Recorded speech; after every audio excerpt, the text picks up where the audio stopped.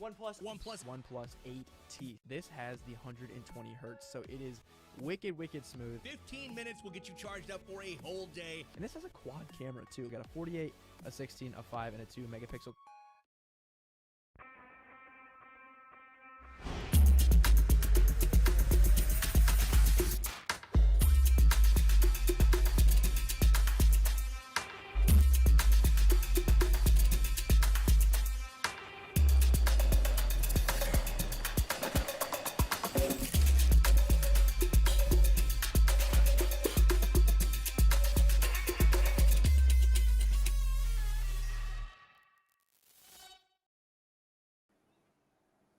Welcome, ladies and gentlemen, to day number 2 of the PMCO 2021 Spring Split North America Finals, brought to you by the wonderful folks over at Oneplus and the Oneplus AT. My name is Imperium, and I'm with the wonderful Zute to break it all down. Yeah, we're heading into day number 2, and this is adjustment day, right? I want to see how these teams adapt to the games that they've seen in game 1 or day 1, and I want to see if they're going to take advantage of any VOD review that they might have done from day 1. So true. Let's before we do get into the thick of it, let's get through the housekeeping, right? Let's get the small things over and done with. First of all, the point system. We all know it by now. I think it's universally pretty loved, to be fair. 15 points for a chicken dinner, 12 points for second, 10 for third, moving all down to a point per kill. Now, on a real quick note, do you like in the PEL, the China League, that they have 2 points per kill for phase 1 and 2? Are you kind of if that was introduced in the esports spectrum, would you be a fan of that? I wouldn't want to see it in action for a little bit too, because one thing I'm worried about with that is that going into the later stages of the game, there's not as many players and teams left alive because they all fight early, and that would drastically change up how intense it is going into like circles 5 or 6. So I like to see that implemented to test out, and I could give a better opinion afterwards.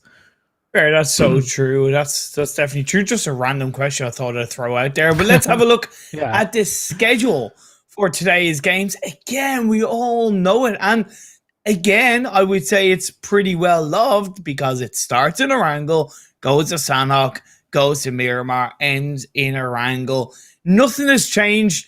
Just like my love life, Zute, nothing has changed. Nothing going on anywhere. I thought I'd just throw out a self-roast. Why the hell not? Oh man, I'm actually kind of missing Vikendi just a little bit now. We're like 2 good weeks in, and I don't know, man. Vikendi, I'm missing it just a little bit. Do you think it's possibly because the map order is the same more so than the removal of Vikendi? So let's say they had like 2 Erangels at the start, then a Sanhok and a Miramar. Do you think that would maybe change things up just a little bit? Yeah. I would like that. I would like to see maybe a 2 Miramar, 2 Erangel day, and then we move into like a 2 Erangel, 2 San, whatever the case may be. Yeah, like changing up the order a little bit, it would be nice too. So true. So true. But anyway, that's a conversation for another day. So let's get into the kind of skin and bones of it, right? Let's have a look at the overall standings and where these teams are currently lying at the end of day 1. Zute, Helping Quit Addiction at the top of the standings.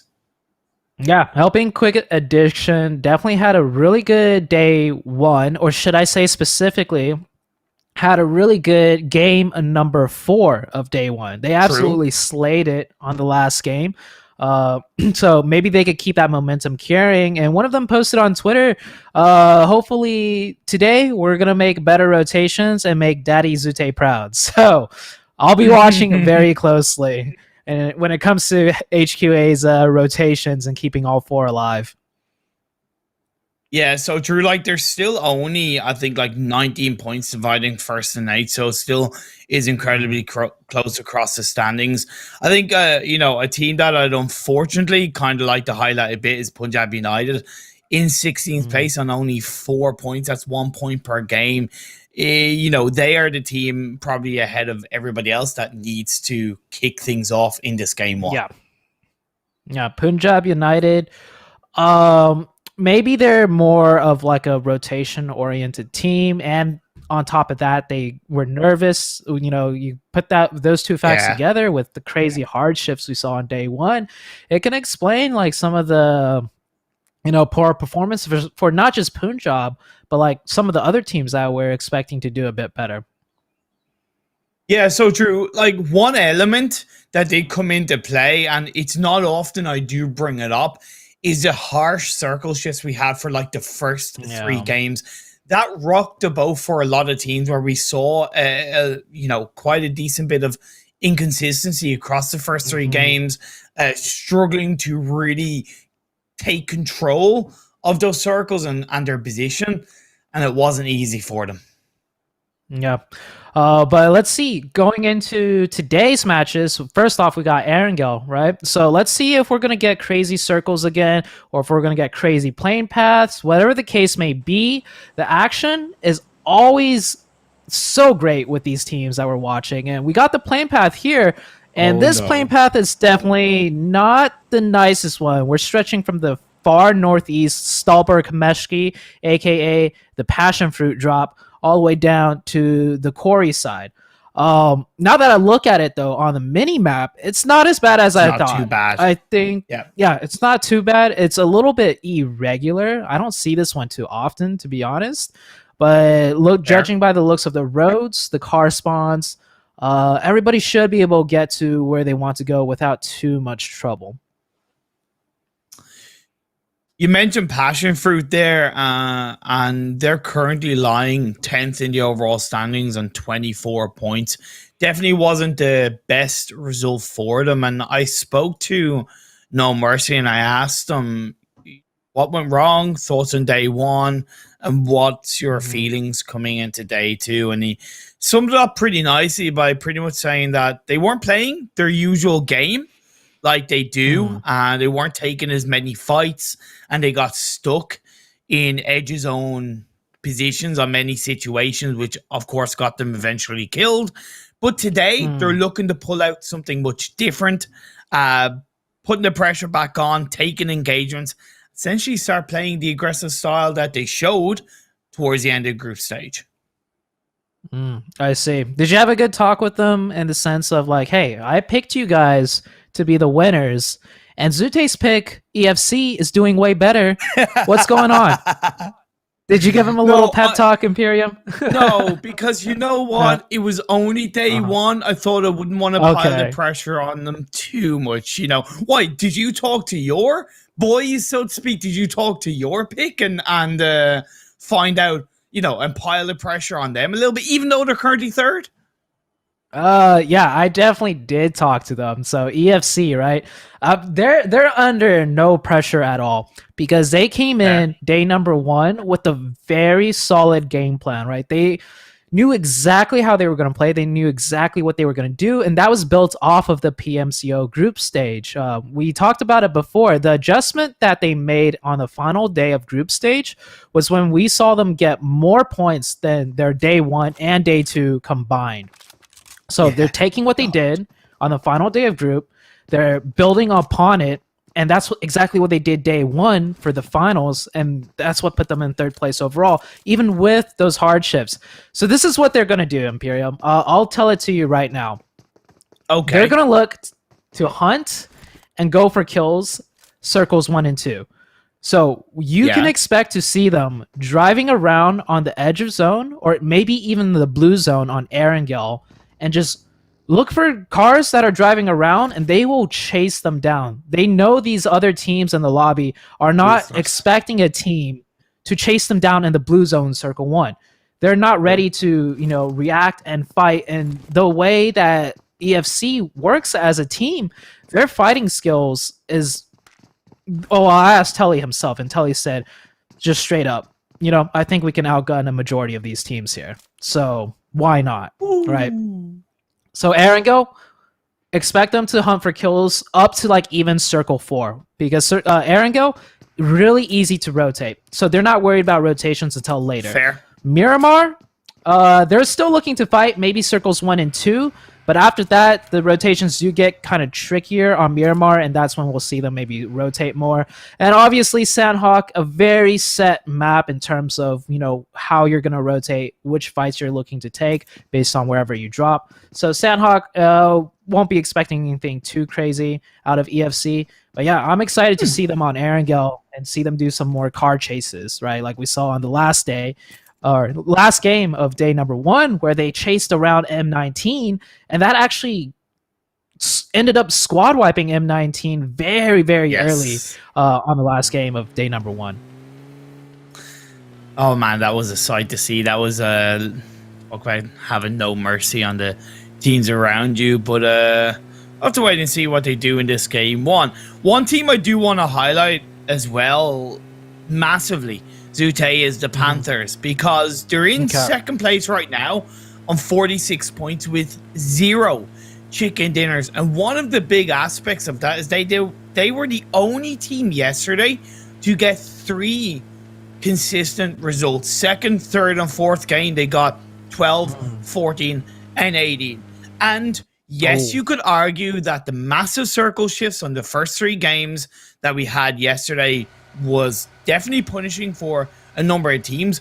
But if the Panthers were able to calculate position control in games 2 and 3 especially, you know, they fully deserve to be there. And I want to see more teams be able to do that, because I know King A wasn't happy with SegmentX's consistency in day 1. So they should be looking to, in some way, replicate the Panthers, because that was such a good day for them. Yeah, the Panthers did have a really good day, and that's literally utilizing all the little skills that is so important. I remember specifically on Sanhok, the Panthers was pinned between 2 different teams, and they did not have zone, and it was going into like circle 7. And there was only 1 player left alive, and he was pinned behind a wall, and the camera, you know, went elsewhere. We thought the Panthers were done for, they were dead. And 10 minutes later, like, we have 3 teams left alive, and all of a sudden, the sole member of the Panthers somehow managed to snake their way in. So what they utilized was the first aid strategy that I kept talking about on Sanhok. So the Panthers utilizing that, you know, little detail, that little strategy, put them from going out in maybe 12th place in that position when they were pinned to getting a 3rd place, like, placement finish. So yeah, every little detail, you know, comes into play when you want to be a consistent team, and the Panthers really showed that out on day number 1. Mezexis, Wonder players must have in some way got caught out because Punjab United took them out. That's going to leave them with 3 players, but they do hold a pretty strong position towards the center of the circle. They have a couple of buildings around them. They have the high hills to where they're currently holding. So it's not out of this world just yet, but being a man down will obviously make it a lot harder for them coming into, you know, phase 3, phase 4. Yeah, I'm actually quite disappointed I didn't get to see in what fashion Punjab got the kill, because Punjab is a team that really needs to step it up today, right? And I know they both drop Yaz-Naya, actually. They share it, Punjab on the west side, Mezexis on the east side of Yaz, and they've been sharing that drop play since group stage. Maybe Punjab, you know, they're feeling the pressure and they're flipping the switch, and maybe they, you know, took an early engagement inside Yaz, or maybe it was one of those rotational kills. We didn't get to see it on camera, but it's a good start to Punjab. Getting that 1 kill point is already, I believe, 1/4 of the points they got on day number 1. It is. And you don't say that in a throwing shade way. You say it in a way of, no, hey, this all is a good start for them, right? This is good. This is the kickstart they might need coming into day 2. For Mezexis, I am a bit surprised that they didn't look to maybe stay in the police station area on the eastern edge of Yaz. Now, I normally wouldn't say that, but considering where that phase 1 is, where it could go either side of the river, in theory, it would have been possibly a bit of a safer spot to hold on to before phase 2 shifts up. Yeah, it's just different styles of play, right? If you're an edge-based team, and you start out on Yaz, I wouldn't be surprised if they just stay in Yaz and wait for the circle shift. But that's what I love about this game, right? There's so many different styles and strategies that come into play, and it's just really about optimizing your own strategy. And we do have the next circle shift. It does go up north, and I was looking for EFC. EFC, this is literally them hunting. They went from the north side of Cerverni all the way down to the south for no real reason other than to fight. Because position-wise, in the first circle, okay, we know they're edge team, right? If they were going to edge, they're going to edge them from the north because the circle was in the north, and that's where they start from. But they're on the complete opposite side of the map. I don't know if this is a targeted fight to we support farmers, or if this is more of a, hey, let's just drive around and see who we fight. But they do end up losing one player. They trade 1-for-1. So maybe not getting the best trade that they want. And, oh, we do have Enigma playing today. The Enigma Fan Club Enigma is playing today. So they're having a little fun with it. And I love seeing Enigma play. He's actually such an underrated player. And we're going to get to see what he could do today. My theory behind this is because there's no point in playing edge of circle on the north where there's less likely to be teams, right? So they would have had to played more center, right? So shifting down to the south, they're automatically going to be surrounded by more teams. And you talk about the underrated play, Enigma finds a knockdown onto We Support Farmers. And if We Support Farmers have any idea that this is an Enigma fan club, they are looking at this going, why? How? You know, where did they come from, so to speak? But you gotta expect the unexpected. They did do with it initially pretty good by getting that kill on the spring, but with Fraser knocked down, it does give them that disadvantage. And if they do have a chance, they should look to disengage as a two-man team in my eyes. Yeah, if they can. The second EFC sees them leaving in cars, they're going to be chasing them down. So it's fight or flight, and I think at this point, with how blood hungry EFC is, fighting is the best you got. Because if you try and run away, we saw what M19 did. They drove like halfway across the map, and EFC did not let up. So it's like you may as well stand your ground and hope for the best. But we do have a 3v2 situation now. Payne pinned behind the wall, and that nade already hitting him down to like 60%. And Payne is definitely pinned here. He does kind of have support from his teammate from a distance, but it's not the best. Because it's an automatic man disadvantage, it's so much harder to actually kind of provide that back-end support. Fraser gets confirmed. The Payne is knocked down. That leaves We Support Farmers with one player left standing. And I think they have a strong idea of where he is, which is why they're sending two players in with that US to push in on towards the side of the shot. One on one side, going for that jump shot. Nicely done by We Support Farmers. And with those pre-fire shots, Enigma, oh, I worried for you, my friend, because I kind of thought he had to reload, but he just stopped shooting and then started again. Got the kill. That's We Support Farmers out of the lobby. Yeah, that push, they did push together as two, but I got sudden flashbacks to that PassionFruit push they did yesterday, right? It was one by one technically because they pushed them from different angles, and there was a world where We Support Farmers gets the both of them, and then it all falls apart once again. And so, I mean, this is going to be the tale of all the Erangel games out of EFC. We're too busy watching them fight, and we don't get to see the circle shift in time. This time, we do see the circle shift just in time as they finish their fight, and it's a Western shift, and all these teams coming in from the East, and JCR, I think we saw JCR caught with M19. Yes, M19 Skur getting knocked out of his car, and M19 loses Zute, sorry, could you repeat that, please? That was a terrible attempt. Can I ask you to say that again, please? All right, okay. Here we go. M19 skirt. Is that better? There you go. That was better. That's a pass for me. That's a pass. Team Panthers also pushing on towards LeveLx, and this is the kind of circle shift where it does maybe force more teams, and not because it's a Western shift, into Rozhok, whether it's the edge or the center. And Pro Air were already there, but they were on the kind of 2-2 split. But I think they've joined up now as a full squad on the kind of northern edge. And then you have SegmentX in there, you have PassionFruit as well. And I remember we had scrims before either finals or PMCO group stage and PassionFruit, and it was EFC at the time. They both had a absolute banger of a game when they did end around the Rozhok area. So I'm excited to see PassionFruit in this kind of circle. Oh, Ralphino missing that buggy wheel. Definitely not able to drive fast enough. And I think we're seeing what happened to M19 on day number 1, where they were being chased by EFC, happen again now. They lose one player on rotation, and it just all they go into like a panic mode almost when they lose a player. Everybody ends up like separated. You know, if M19 is watching this, if you lose a player on rotation, stop, take a breather, literally drive outside of the circle, regroup, replan your next rotation. Don't just keep going straight in a line, because it's just all over the place and you're going to keep losing players. JCR, though, pulling right on top of the dog sheds, fighting against Team Ace, and Team Ace has a beautiful 2-2 split, and JCR in a tricky situation now.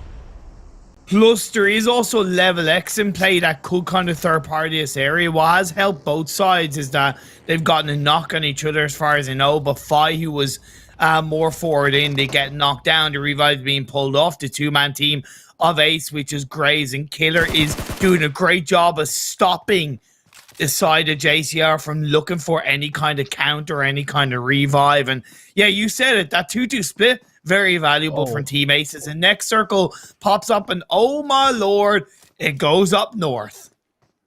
I was going to mention this before when you said all the teams sitting in Rozhok, but we've seen so many Rozhok zone finishes exactly like this that the teams are almost conditioned to like start playing in Rozhok. And hey, it happened again. I don't know what it is about this circle. I've seen this circle in PMCO literally like maybe 4 times by now, and maybe twice in scrims. It's ridiculous, actually, that this circle is happening so freaking much. But EFC, look at what they are. They're back home on the north side, on the complete edge. This is when they play for that positioning, right? And you see their positioning is immaculate. Nobody around them. They control, everything on the north side of that river.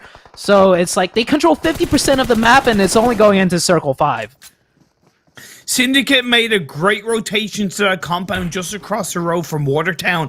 Nobody was there, and that also even sets them up for reposition on the next phase, whatever side of the river it goes. And just to kind of touch upon ESC's position, is not only that they hold onto a strong controlling position on northern edge of the circle, but it's the kind of position where they're still going to be able to fire on people across the river in the edge of Rozhok. So it will still give them an opportunity to take some fights, get some kills, as SegmentX are going up against Warning 6, and knockdown is going to be fired on through. Prophecy looking to cook up a grenade just to confirm that one without going too far forward. But as far as I know, Prophecy is somewhat on his own. It's just him and King A left standing. Yeah, definitely. SegmentX now just hunkered down here. And yeah, it's only King A and Prophecy, and they're not in the next circle. I don't know if they have cars available here, but one team that does have cars is Warning 6, and they're just driving straight in. What? And yeah, Rozhok is a battlefield right now. Like, I know because other teams might be distracted, but that was definitely risky. On a side note, Dior comes in, gets a knockdown on one of the Ace players. Nomi is down on his knees. Still 3 players up for the side of Team Ace. Grenade is going to be cooked in. That could get a knock on the Nesquik, but a counter grenade by Nesquik to knock down Graves. That is very, very good from Dior. And I think it's just the 2 of them left standing for Dior, so they're doing a great job. No, I think it's 3, actually. They've been doing a solid job of holding on to his position in the center of Rozhok.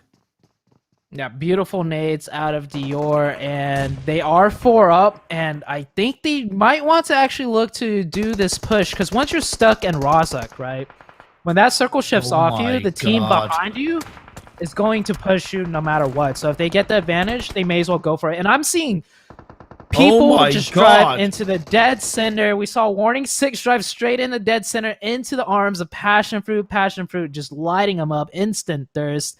And it is these circles, Imperium. Yeah, but come on, you can't I get sometimes desperate rotation, but it's only phase 4. Come on, phase 5, phase 6, I kind of understand more, but this phase, I feel like it's a little bit unforgivable, or it's not a sign of a confident team. It's not a sign of a prepared team, but the phase 5 does shift on up and it goes down south. It is going to be a western edge of Rozhok finish. It takes that compound out of play, but Syndicate will have plenty of space around them. Pro Era looking to take out the members of Warning 6. Lovely grenade being cooked up, but unfortunately you're not going to be able to get that knockdown flying on through, while Sleepless comes in from behind to get a knockdown onto one of the Panther players, and this is going to be in some way breaking point for a number of fights, a number of teams. We have currently 13, but I have a feeling that we're going to be whittled down at the Panthers going up against PassionFruit. PassionFruit said they wanted to take more fights. Well, there's no better position to take a fight in the buildings of Rozhok. They're going to fire on through. Jinx is left on his own. No mercy firing on in. He's going to go for the drop shots. Lovely shots by Jinx, but he's down to just 5 to 10 health left for himself. They're taking their time. PassionFruit need to be careful. They want to keep themselves up with a decent bit of health, but they can't allow for that first aid to come off of 4 Jinx. And now it's going to be pulled on through. Either player is going to pull in to get that first aid. And oh my god, PassionFruit yet to really finish them off. But now that's it. The Panthers wiped out of this lobby. No, valiant stand by that last Panther player. He was doing everything he can, and you saw how much pressure he was under. He tried to go for that first aid like 3 times, but PassionFruit's constantly running back and forth, keeping him scared, keeping him feeling, you know, they're going to push at any second, not letting him get that first aid off, and ultimately he does go down. And this circle, by the way, has very little playing area outside of the Rozhok city. And we see SegmentX going for some fishing onto Punjab, and JCR also in the water along with EFC. Everybody's just using this river as best as they can right now to survive. Oh my lord, desperate times calling for desperate measures as luck is going to go out at the hands of Prophecy. He is the last player standing for SegmentX, and I said we were going to drop down in teams pretty quickly. We've gone from 13 to 10 in a matter of, I think, like a minute and a half max. That's going to be the way it's going to be as the Blue Zone of phase 5 is hitting its near end, and we'll see phase 6 pop up. Of course, it is guaranteed to be a south of the river finish, but it could still stay on the river as EFC is going to finish up Punjab. Yeah, EFC, they have that car in the water so that he can use that car in the water as like a scouting position. You could stay inside that car and use that TPP from inside the car to spot out enemies. Now, Syndicate, they control the whole entire western side of this circle. Not much cover on the western side, but you don't really need cover when everybody's busy shooting at each other on the eastern side of Rozhok. So Syndicate sitting pretty, and that next circle shift does heavily favor them. And we're just going to see a meat grinder coming out of the Rozhok side when these teams try and make it into the next circle. Oh my lord, get your seasoning, get your mince, get your onions, get your garlic, put them all in a grinder, and you're looking for a recipe of disaster. But Dior gonna be down on towards the south side of this phase 5, but they are not in the circle yet, and this is a dead open area on the side note, because even that kind of little dip that is in between the hillside and the edge of Rozhok is not even in play, or if you're there, you are pretty much out in the open. But ESC are going to be going up against Warning 6. Peralto's going to stand on up. He's going to look for XTV, but he's going to get knocked down. Nicely done by the side of ESC, supported by Spring. That knockdown comes on through, but Cash is still left from the side of Warning 6. Snakes in the grass as the phase 6 is closing in. Yeah, I don't know what to say because I'm just looking at the action right now, and it's everywhere. It is literally everywhere. And strategy wise, there is no strategy left with a circle like this, right? It is literally fight your way in, and Syndicate, good job to you. You guys are just chilling and shoot whoever you can. I will say Pro Era are still up as a full squad. And yeah, okay, they've been in the position for quite a while, but to control all those teams without getting a player kind of knocked down or confirmed, that's still a strong effort. But now ESC get the better Pro Era, and Coops has to be careful. He's going to get the revive on to, I believe, XTV, but their other player is most likely going to go down. That does leave Enigma, I think, on the edge of the circle. No, Enigma is actually knocked down. My apologies. So that's going to leave ESC with 2 players left standing. This will force Pro Era out of these buildings, which they've been able to use to their advantage up until this point. And their 2 players are looking for the south of the circle position. Yeah. So Syndicate still controlling the western side, and we're seeing Dior being able to control the south. Baby. Great nade out of Coops, but EFC is down to it is only Coops unless if you could get a revive here within circle. So EFC not able to really capitalize and push any teams right now, and Coops is just gonna play the survival game. Era 4 up. I think they're the only 4-man team up. This is their chance to really farm some kills and make up for day number 1. Every single team's on the edge of the circle. Next week gets knocked down. Brain comes in onto Fishy. So Syndicate are indeed racking up those knocks, racking up that control. Coops is still alive in this game. Rad does confirm Nesquik Dior down to just 1. 5 teams left in the game. The next circle once again goes in the favor of Syndicate, and they are laughing their cotton socks off in this game because they have this chicken dinner in the bag. Yeah, they are really just enjoying themselves right now. They decided, Rozhok, we'll take a pass on that. We know how crazy it gets over there. Exactly. We'll just chill on the other side, and the circle does shift over to them. Dior, last one up, snaking behind that blown up car. PassionFruit, down to only 2 now as Joey picking up that kill. And so it's going to come down to a Syndicate versus Era situation. But the problem is Era's going to have other teams next to them that's going to slow down their progress. So not looking too good for any team other than the Syndicate team.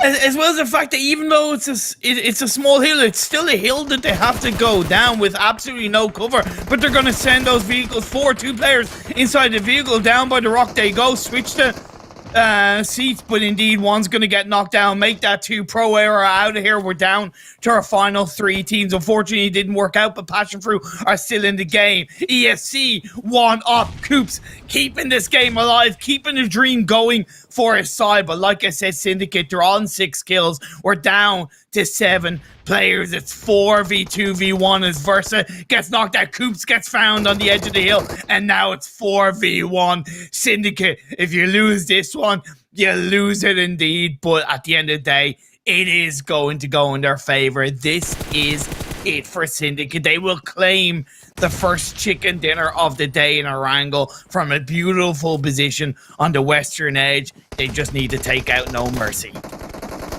Oh, No Mercy. Maybe he can maybe secure this 1 kill point here onto Issue. Go for it. And I don't think he actually went down to play zone. The play zone was closed. Yeah. And Syndicate not able to pick up that kill, but they do pick up the chicken dinner with 8 kills. So Syndicate, great game. They actually kind of needed it. I don't think they were in the top 8, if I recall correctly, after day number 1. They were 11th. So, and they only had 23 points. So they got 8. They actually got the same amount of points in 1 game as they had in the first 4 games yesterday. There you go. Those are the pop-off games that any team can get, and instantly they're in the running again, right? Any team can do it. And Syndicate, you were talking about their positioning. One thing I noticed was their positioning was even better than I realized. They did a 2-2 split on the north and south side of the river, right? Exactly. They were ready for any shift, north or south. So that was a really big 2-2 split going into like maybe circle 6. So they had their grounds covered no matter how the circle went. So great job to Syndicate. I love seeing that proactiveness and positioning out of them, and they get the chicken dinner from it. So kudos to them. And my boys, PassionFruit, 10 kills with that second place, 22 points. Seems like they kind of somewhat lived up to what No Mercy said to me in terms of being more aggressive, being a bit more kind of kill hungry or kill friendly, so to speak. It was in Rozhok, so that was always going to be tricky. But at the end of the day, they were kind of in the center of the city, and they dealt with a lot of teams around them. And Pro Era, only 4 kills, but still a strong result. 12 points in this game 1. Heavily needed. Yeah, definitely heavily needed.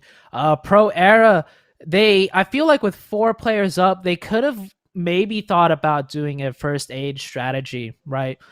They saw how tricky that situation is. We saw them drive down the hill, last ditch effort into 4 members of Syndicate. And placement points wise, if they had the first aid kits, I don't know how many they had. Maybe they did actually consider it and they realized they only had 2 or 3. All right, that's fine. You know, last ditch effort, that's your only play. That's great. But speaking about Pro Era, another team that was towards the end, EFC. EFC went from the south side of the map all the way to the north. And I feel so bad for We Support Farmers. I wonder coming into today if they talked about it, right? If they mentioned something along the lines of, man, this EFC team, they're really aggressive. We should watch out for them. And then their endgame leader's like, nah, don't worry about it. They loot the north side of the map. We rotate in from the south. There's no way we're going to run into them. We shouldn't worry about it whatsoever. And it's like, yeah, you're right. We shouldn't. We shouldn't worry about it. But, We Support Farmers. I'm sorry. But man. You ran into EFC, and that's just how it goes, I guess.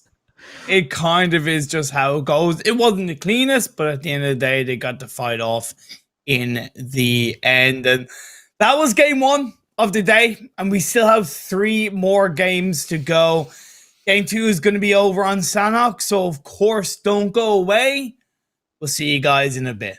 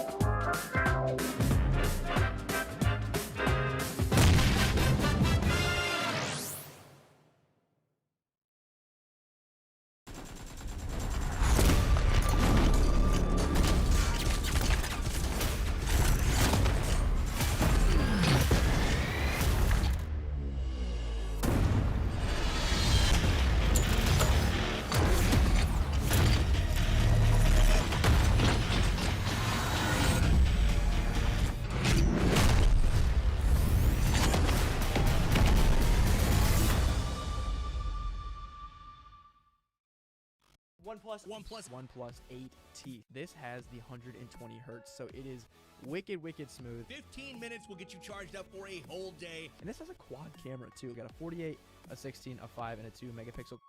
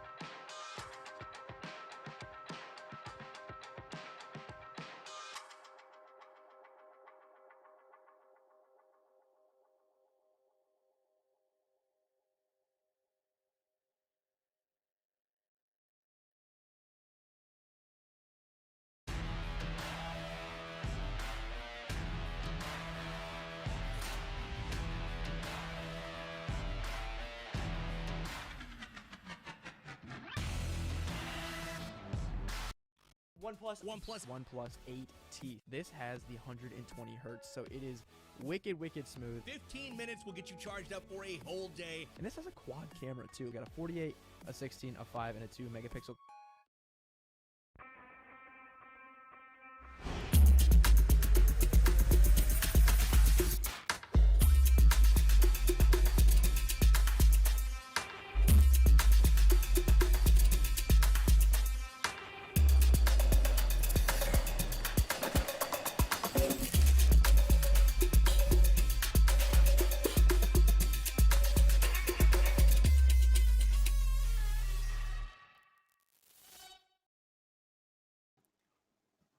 Welcome back to day 2 of the PMCO 2021 Springfield North America Finals, brought to you by Oneplus and the Oneplus 8T. Game 1 has, of course, concluded. We had it, and it was a pretty active game, I think, to say the least, Sute. And yeah, can't complain with how some of these teams pulled strong performances out of the bag. Those Rozhok finishes are always just crazy. They're just always so crazy. And so, like, that first game, we didn't have crazy circle shifts by any means. Yeah. But it was still a crazy ending. So, PUBG, it's a game of you never know. You never know what to expect, right? Even when it's not crazy circle shifts, it's in a way crazy circle shifts. You got to be prepared, you got to be prepared, so to speak. Let's have a look at the overall standings after game 1 of the day and see how it's kind of shifted and mixed up, how teams are kind of looking in it. EFC, off the back of a pretty strong game 1, they have climbed up to first place with a 11-point lead over second place as well. Yeah, as it should be. Right, as it should be. Wow. Okay. Again, just you're poking bear. It's okay. You're poking bear. You're poking bear. I see what you're doing. I see what you're doing. Panthers in second place, still 0 chicken dinners, but they got 7 points in that game 1 with 6 kills. So it's that kind of, it's just on the edge of that kind of consistency needed to keep them, at least heavily in the top 8. Yeah, and then third place HQA. I don't think we actually got to see much of HQA that last game. So they were first place coming into today, and they got bumped down a little bit. Rotation wise, I don't know if they had good rotations or not. There was so much action, and they simply were just not caught on camera. Here's the thing, though. I would argue that they had one of the better potential positions because they drop in school apartments. Right. Why weren't they better positioned? Why, you know what I mean? I'm curious to find out because I know they're an experienced team, and I'd like to know that there's some form of reason behind it. But that definitely does make me think what happened with them. PassionFruit moving up to 5th place off the back of a solid result, and Pro Era moving up to 11th. We were kind of mentioning this during the break. Mezexis have been slipping down slowly but surely, and it's a little bit sad to see. Yeah, Mezexis, we're coming into game number 5, or actually we're going into game number 6 now, and Mezexis is definitely slipping a little bit, but they're pretty much in the same position that Syndicate was in before that last game. Syndicate was, around, if I'm not mistaken, you mentioned they were in like 12th place before game number 1. But with one chicken dinner and just one good game, Mezexis themselves just as well could shoot up to the top 5. Yes, that's so true. Yeah, 110%. And Mezexis were coming into today's games in 8th, and they've dropped down to 12th. So it's not looking the best for them. Morning 6 as well. What did kind of disappoint me about how they played in that first game is that they were very wild and lackadaisical with their rotation. It seemed like they just bombed it in without any real purpose on where they really wanted to go, and that worries me for them in the finals, because some things might always not work out for you, whether it's circle shifts, whether it's, going for a position. But if you do rotate and you have that kind of purposeful position you want to go, there is a higher chance if you go there in a conviction way, it's going to work out, or you're going to be able to react to it in a more confident way.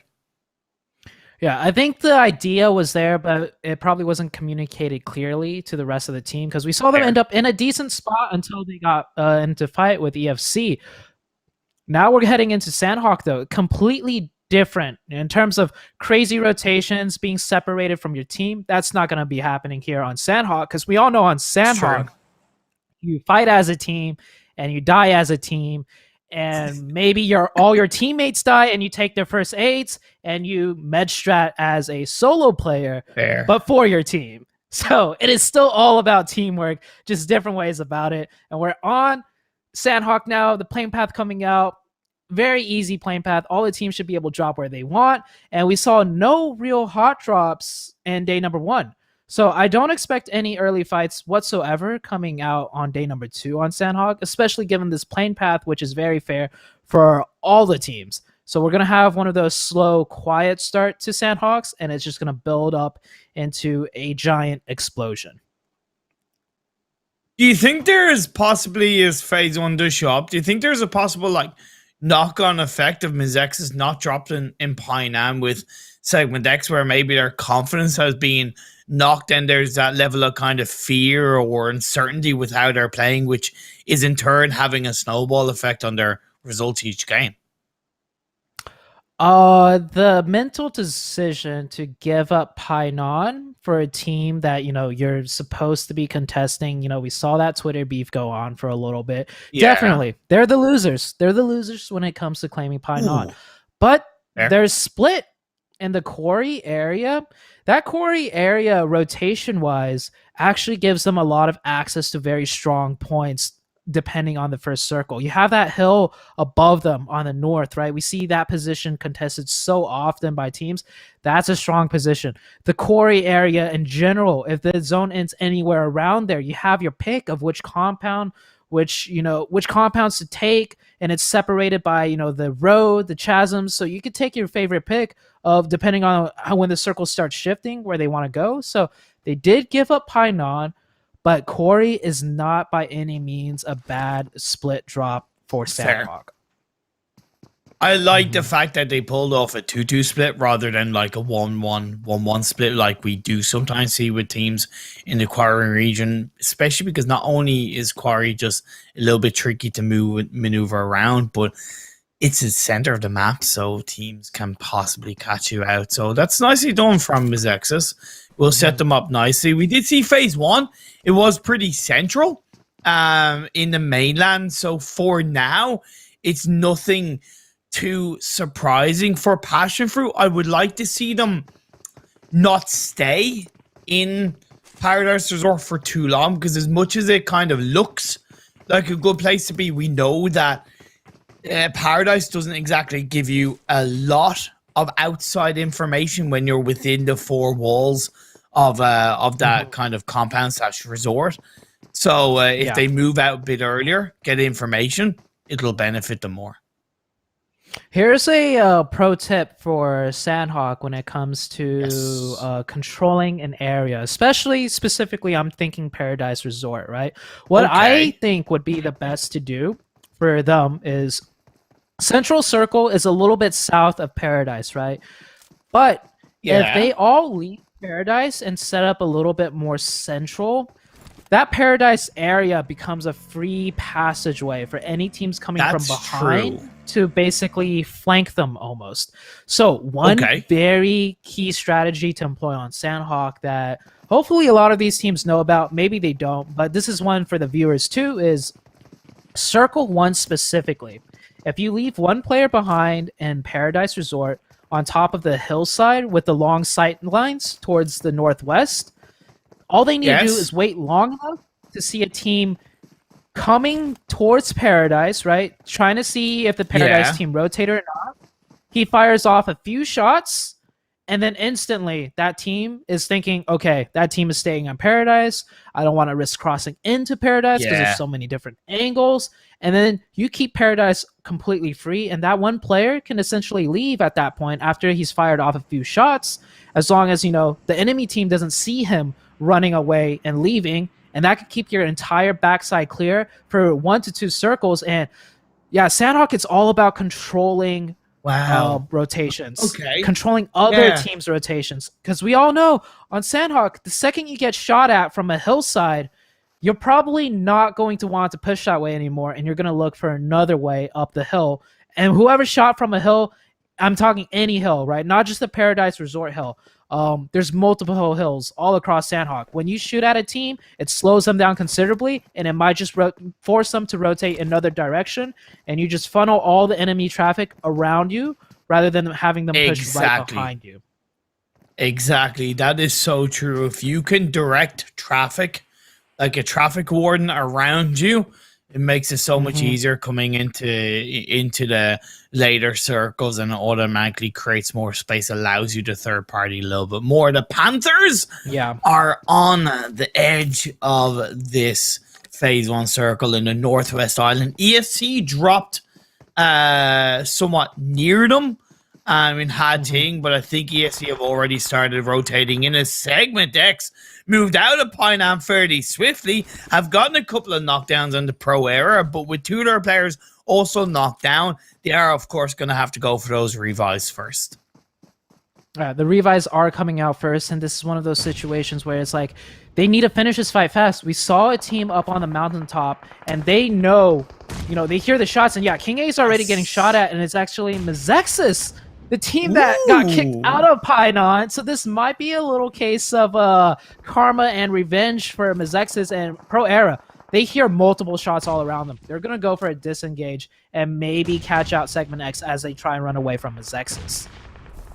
And I think that's great awareness from Mezexis as well. Outside of hearing the shots, they know that SegmentX are going to drop in Painan. They also know that Pro Era go for a little bit of a split drop around the bootcamp hills, so they would, in theory, potentially meet each other. So getting that information, sending Alucard forward, it does, of course, give that potential, get that third party, but Alucard is going to take a couple of shots against him, so he's going to have to be careful peeking over that rock, because he is not directly near any of his teammates for now.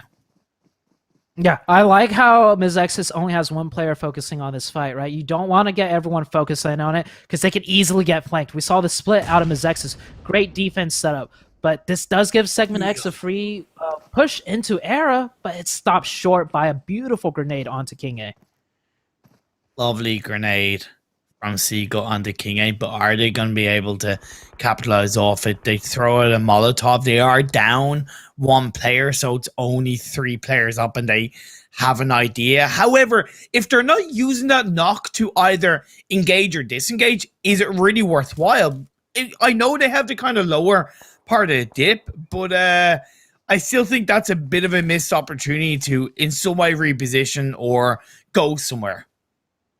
They're positioned as best as they can right now, because they're also trapped by Dior and Bootcamp. They were getting shot at by Dior and Bootcamp, so that compound slightly down the hill, that's pretty much it in terms of where they can go. I mean, this is Sanhok. Fair. They're more towards the central area, and this is what happens when you play more center on Sanhok. You will get a lot of teams surrounding you, because everyone likes to be more center on Sanhok, so they don't have to worry about rotating, you know, in the next circles. And we will get to see the next circle shift that might give some breathing room for Pro Era. We see SegmentX disengaging from that. They decided to just go for the compound, and we have a botation coming out by Punjab. Botation. I would argue it's potentially maybe a bit too late into this phase 1 circle shift, to the point where they're now getting caught out by the Panthers, who rotated towards the Hating area. Because ESC moved away from Hating fairly early, that has obviously allowed the Panthers to move into this position without getting caught out. Yeah, Punjab, one of them actually getting blown up from the boat. Those boats are so flimsy. The second you hear any shots at you, just hop out. Don't even try and push another few meters in the boat. Oscar going down right there. Unfortunate demise for him. And the circle does shift out, and we see Syndicate dead center of zone. Mezexis controlling that nice hilltop we were talking about on the southwest. And PassionFruit, yeah, they're controlling that Paradise Resort area. They're funneling traffic around them if teams decide to come into them. And EFC, they hear these shots out of the Panthers, and the Panthers better be careful because EFC is about to backstab them just as they're trying to backstab Punjab. To be fair, I thought ESC had moved into the mainland because We Support Farmers had gotten a kill onto one of their players, so I kind of presumed that. But no, they stayed on the Northwest Island for now. And you were dead right in terms of potentially catching out the Panthers and going for that third party. One area that I noticed is fully available for any of these teams is the northeastern side outside of, I think it's Camp Bravo. There's a pretty solid hillside around there that nobody's at right now. So if a team gets a bit of information, recognizes that, and most looking at M19, that could be a great spot coming into phase 3-4. Yeah, definitely. That's one of the open areas that's very strong for this circle. Of course, it all depends on the circle shift. Now, EFC, they're fishing themselves, and they managed to pick one of the Panthers up. And here's a trick for when you're going fishing. A lot of players don't know this, but when you see a player in the water on the top and you hit them, the next thing you should do is instantly drag a crosshair very far down where that player was into the water. Because when they dive back underwater, they actually drop their elevation by quite a lot. And so you have to start shooting very deep below the water where you last saw that player. And that's your best chances of doing a successful fishing trip. Okay, that's a really good point. I'm going to definitely try and remember that in the future myself as well, even though I'm an absolute bot of a player. Nimbu and the man, I think the two players left up for Punjab are at the point in their journey so far where they have to take that damage from drowning under the water. It's not too heavy, but it's better than, of course, being punished by the shots. I thought there was only two, but there is three players, but now there's only two as Nimbu gets confirmed up. The Panthers will be aware that EFC had obviously caught one of their players out, so they're rotating quite, longingly around the edge of this mainland around the Cow and Tapmock region. But if we know EFC, which we're pretty sure we do at this stage, they're going to chase and directly look for those kills. If it was Erangel, yeah, they can easily chase. But you see Sanhok, it's more of a rotation-focused fighting map. So EFC, they didn't heavily commit into hunting down the Panther or Punjab there. They picked up one kill. And they're going to continue with their rotation. If their rotation paths line up, yes, then EFC will fight. But we're not going to see them kill hungry, go out of their way on Sanhok. Because timing your rotations on Sanhok is very important. Because when that circle starts closing, you don't have to account for the time it takes to fight into the next circle and the blue zone damage. So it's not like Erangel where you can ignore the timing because you have cars and you can rotate fast. It works a little bit differently. And we do have another shift. It goes into the northwest. This does work out for EFC. That's been edging their way in. And this also heavily works out for PassionFruit. They'll control that northern side. And now we get to see HQA and JCR. We didn't see much of HQA game number one, but here they are taking a fight with the JCR. And that's 2 knocks onto the JCR. HQA with advantage right now. That's good from HQA, but JCR aren't out of it just yet. FPP mode for Murda as he goes into the Vector play. We know Vector can be pretty strong. Oh, that grenade off the back of the door opening, unfortunately, could get the knockdown onto HQA. Don't know, indeed, that's going to be the case. I don't know why Louis kind of stayed in that building because he had seen that grenade get thrown into the doorway. So that kind of turns this fight around in the favor of JCR. But just as I say that, Team Ace are going to third party this one. HQA survive. If he can get the revive onto Louis, it'll keep him up as a 3-man team. But lovely opportunity from Team Ace You hear that? Capitalize. Not only help take down JCR, but now get a knockdown on the Cross of HQA. I don't know why Cross kind of pushed down that hill when he should have been given that information that a third party came through. I think he was already just kind of caught in the open, so he had to commit to just running down and going for cover. And earlier, one of the HQA members actually got blown up by a gas can from that grenade. So I think he was a safe distance from the grenade. Yeah, that explosion, when you don't see that grenade symbol, that explosion means another explosion that was not a grenade knocked him down. And it was probably a gas can. So he was safe enough from the grenade, but the grenade domino effect onto the gas can, that's what got him knocked there. Oh, dang, I did not know what that. What is Valak doing? Oh, okay. I thought Valak was about to just... Oh, no. Oh. Okay. Oh, no. Oh, King 8's got to go back up and then drop back down again. And I don't know why Valak dropped down. He almost dropped in the water and drowned himself. Oh, man. SegmentX just not having... best of days, all things considered. Dior still have their full squad in around the boot camp area, 2-2 split.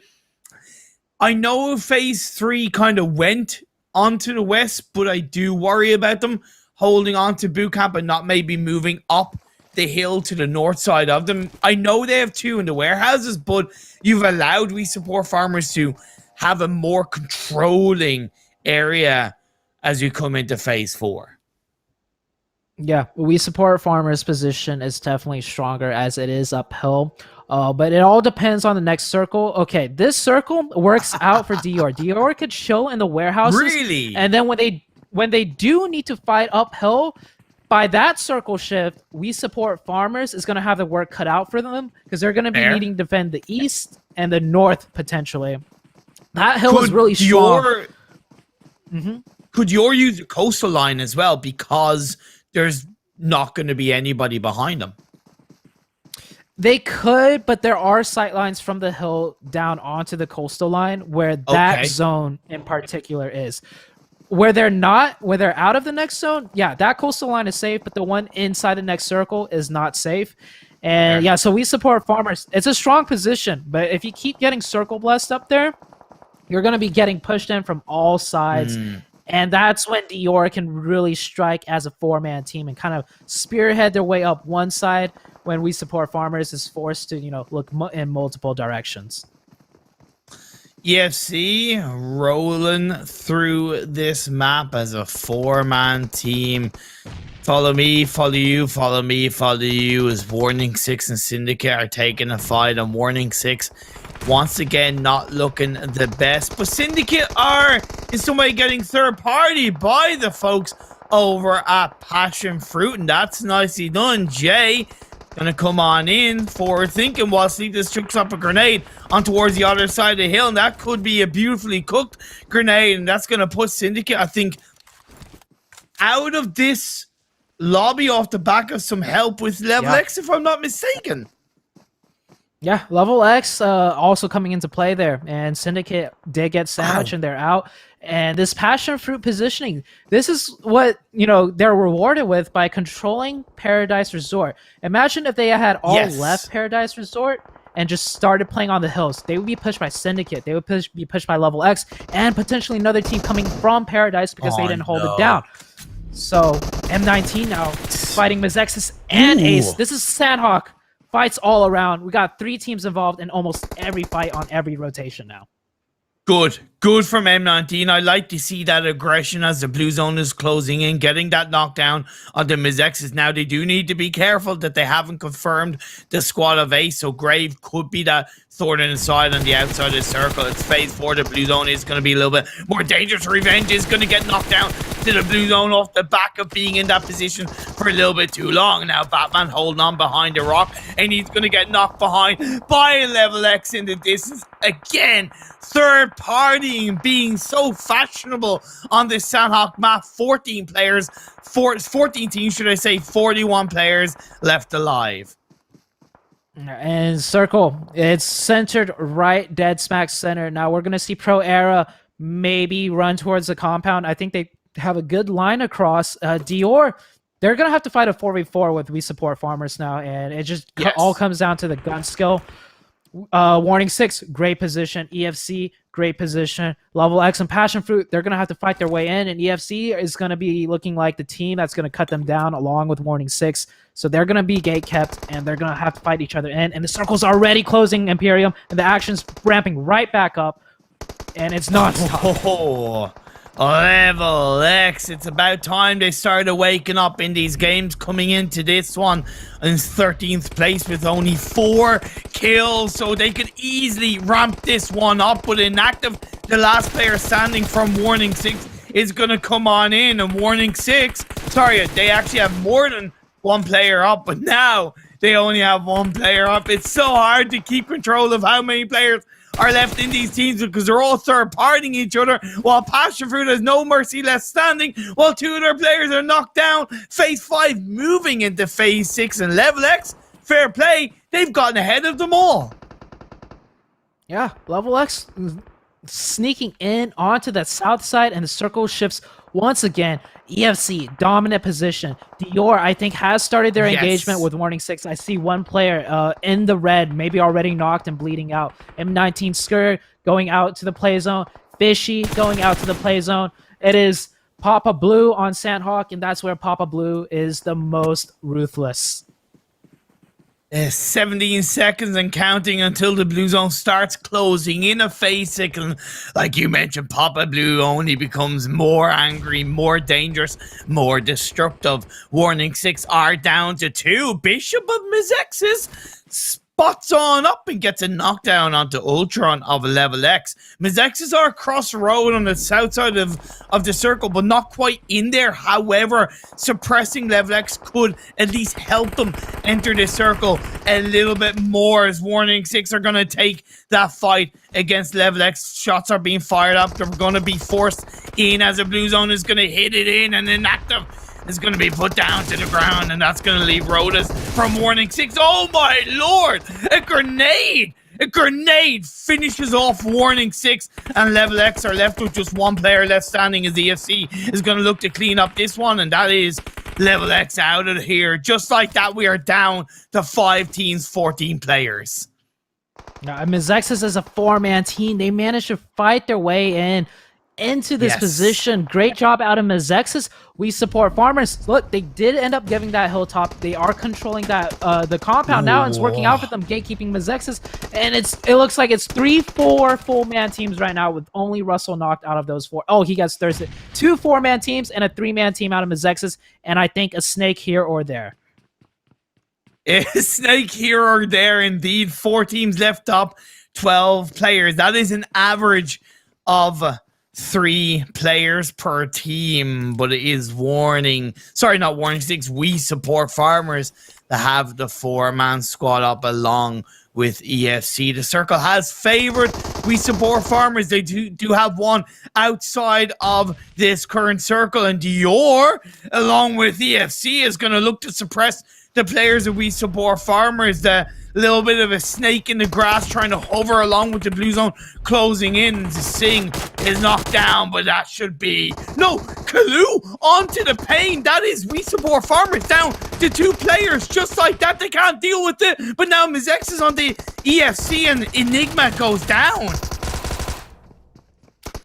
Oh, and he actually got another knock right there. Really good job out of Dior, but it was just not enough, and he gets taken out. We're down to 3 now. Coops is out. I think it's a 3v3v3. Yeah, it is a 3v3v3, and Enigma will be able to get revived here. The zone does favor a little bit more of EFC's side. We're going to see Mezexis and We Support Farmers run into each other, and EFC should have an easy, I'm not going to say easy chicken dinner, but a likely chicken dinner for the Sanhok game. Nah, not if Mezexis have anything to do about it. Solitude gets that confirmation onto Enigma is going to get knocked down in return. Spring is going to get eliminated by We Support Farmers. The 3 players of We Support Farmers are still inside those buildings, but they're not in the circle as Phase 8 is encroaching in right now as it moves on by Mezexis down to 2. If XTV can get that revive on the Spring, which it is pulled out, it is going to be 3v2v2.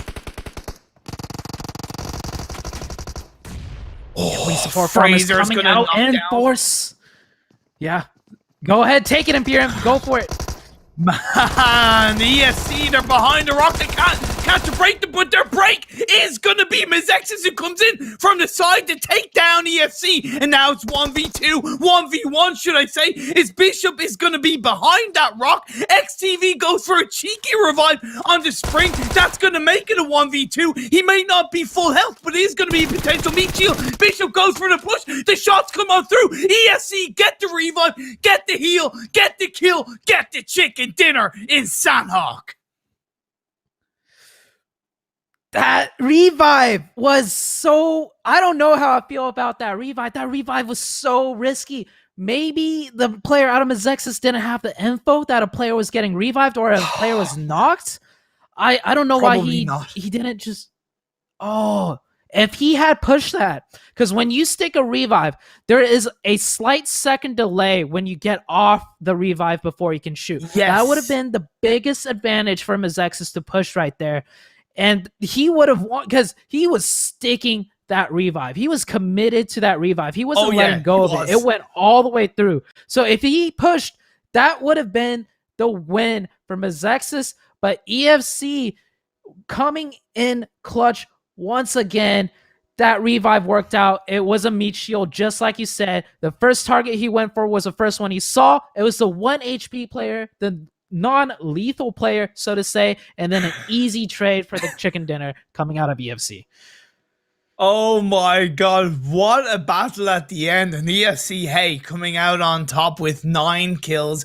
That's going to give them 24 points total at the end of this Sanhok game. But 2 teams that I'm very happy to have seen get a much needed result. We talked about Mezexis. They were slipping down and they were looking a little bit, scared, passive, maybe a little bit fearful, but no, they got 12 kills and they came in rocking, they came in pumping, and they got second place. Very good. And then we support farmers. It was only 4 kills. They were a little bit circle blessed, but still third place. Again, much needed points. Yeah, so all these teams that are not in the top 8 stepping up when it comes to game number 2. Yes. They're getting their way up there.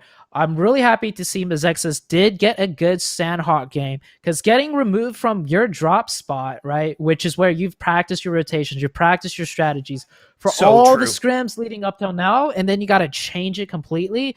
It is very rewarding for them to have a good finish on Sanhok, starting from a new drop spot location. So that is good to see out of Mezexis. I'm still going to say, though, Imperium, they kind of let that last one slip through their fingers just a little bit. That would have been 2 more kill points and 3 more placement points. That would have been 5 points more if he just pushed. But hey, it's still a good game, and it's what they needed. Yeah. Exactly. Step by step, little by little, that'll give them a big confidence boost. And, you kind of touch upon it, right? The teams that were down at the bottom needed much needed results. Dior got 12 points. Yeah. LeveLx got 7 points. This is kind of, I'm not going to say turnaround, but what it does is it automatically makes things so much tighter coming into the top 8. Yeah, and top 8, I think the point spread, just like PMCO group stage, we're going to see a 1 to 2 point difference for the make it or break it. And I'm going to even venture out to say we might see a tie where the kill point or the chicken dinner is going to be a tiebreaker almost. Like, I'm feeling it right now with how tight and close the action is, with how many teams, just jumping up from the bottom. And it's just, this is very competitive. And that top 8 is going to be super hard to break into for the middle of the pack teams. Oh, totally agree. But we're 2 games down and we have 2 more to go in tonight's games. We're going to be moving on over to Miramar, but not before we have this juicy little break. So see you guys soon.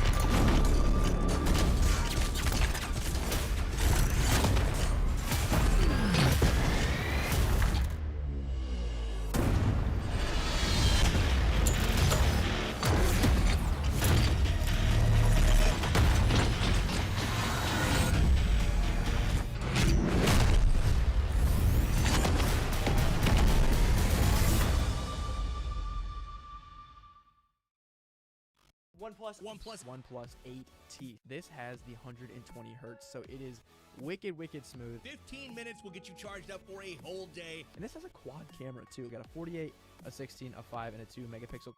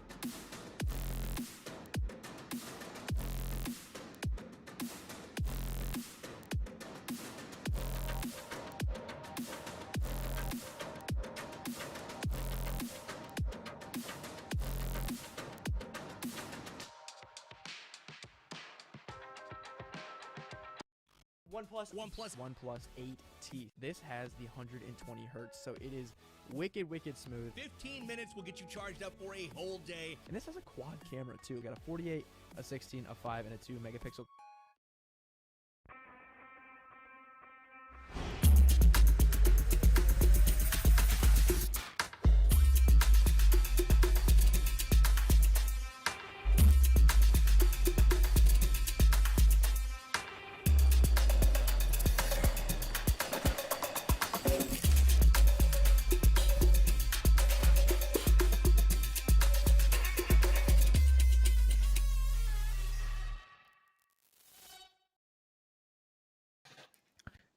And we are back. I told you it'd be a little bit of a quick break, and we are going into Game 3 Miramar pretty soon. My name, Imperium. My name, oh my god. My name is Imperium. I'm with Zute. I'll try and learn better English. And maybe it's the 2 games that we've had so far, but that's knocked my English out of the water. But man, yeah. What a way to kick off day 2. Yeah, day 2 going great. And my name's Zute, and my team, EFC, first place. First place in a dominant fashion. And just, I want to give a shout out to Enigma real quick, because Enigma, cool. I traveled with him to China. He was one of my teammates for PEC, and he's literally like one of the chillest guys in the community. Super humble, really funny, and he's like it almost doesn't matter who you are, he's kind of like got your back almost, you know, like be it you're a top tier player with a giant ego, or you know you're a lower tier player. Like Enigma's just such a good guy all around. And honestly, I think that's why they also named it Enigma Fan Club, right? Cool. You name a team after a person that just will never do you wrong, and that's Enigma. And I'm happy to see them playing, and I'm happy to see them in first place. And they're also a free agent team, by the way. So for any orgs that might be watching, this is the EFC that you're going to see, you know, coming into PMPL, even PMGC when it gets to that stage, right? This team is really strong. Their adaptability is insane. And that's enough out of me for EFC for the rest of the day.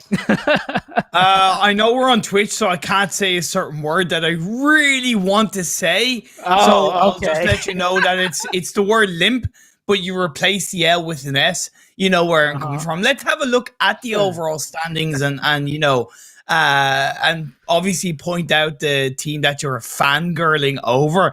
EFC have a 30-point lead ahead of Help and Quit Addiction. It's just that kind of, you know, 11 kill points ahead of second place, which is HQA, and they're you know, nearly like 20 points ahead of second place in placing points. This is just a massive turn for Enigma Fan Club in terms of consistency and performance. Yeah, and we're 6 games in, right? So it's not like they have a massive lead after 2 games. That'd be a little bit different if that was the case. We're 6 games in, and they have already a massive lead. And so the consistency over the 6 games is showing through.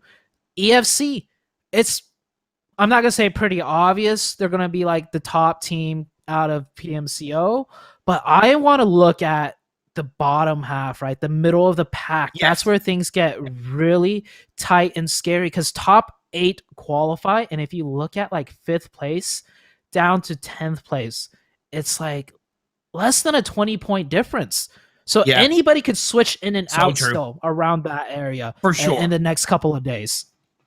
For sure, like we've already seen it, but typical examples is, especially from last game, is Mezexis. They started the Sanhok game in 12th, and they've moved up to 5th. It's not a healthy 5th, right? Because they're only 6 points ahead of 8th, but it still moves them into the top 8. Dior moving into 3rd overall, and out of the top 8, 4 teams don't have a chicken dinner.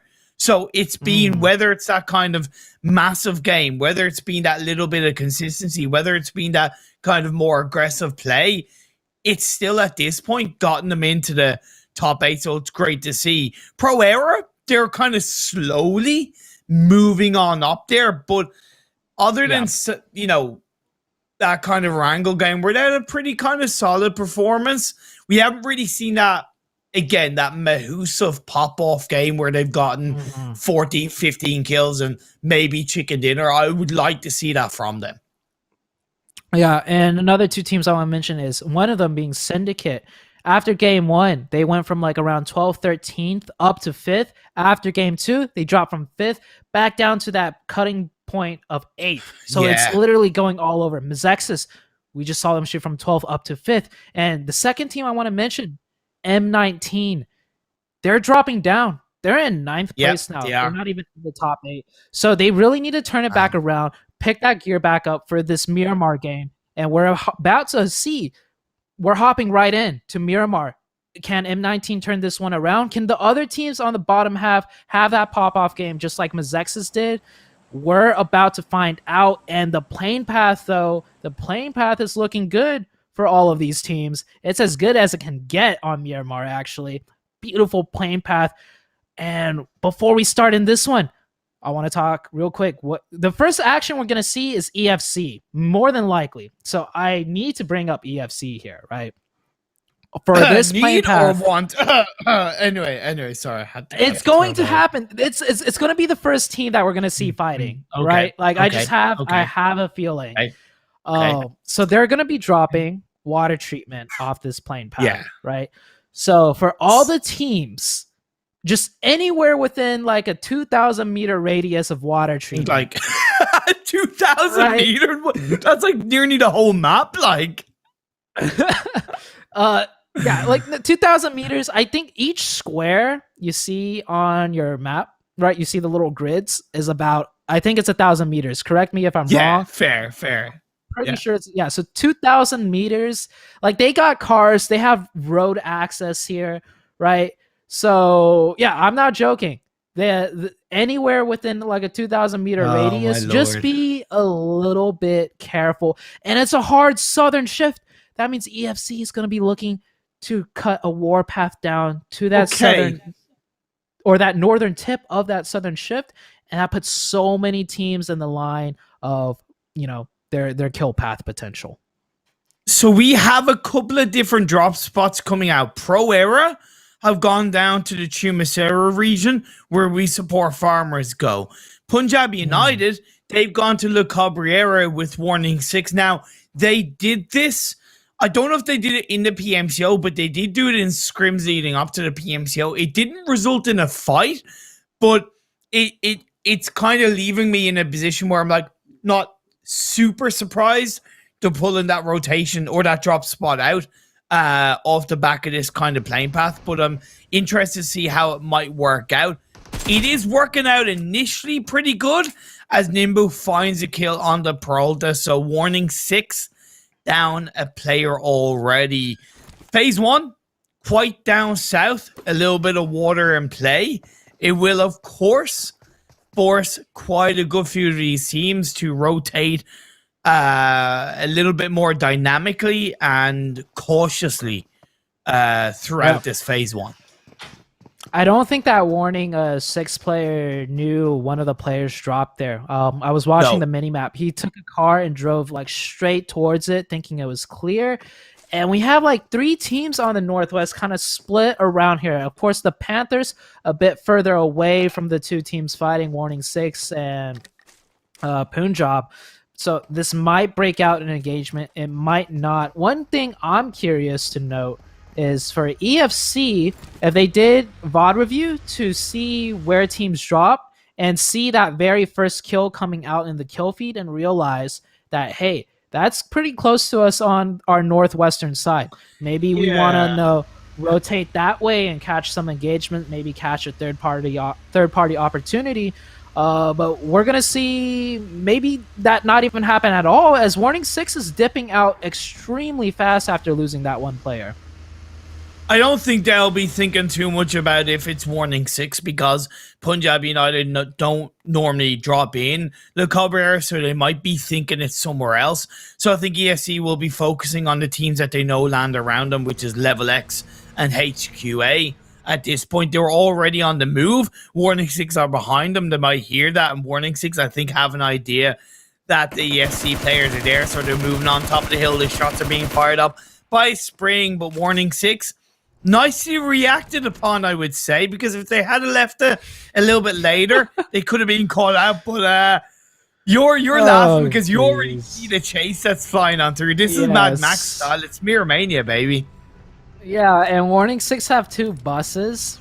Definitely one of the slowest vehicles on Miramar, and EFC's got trucks.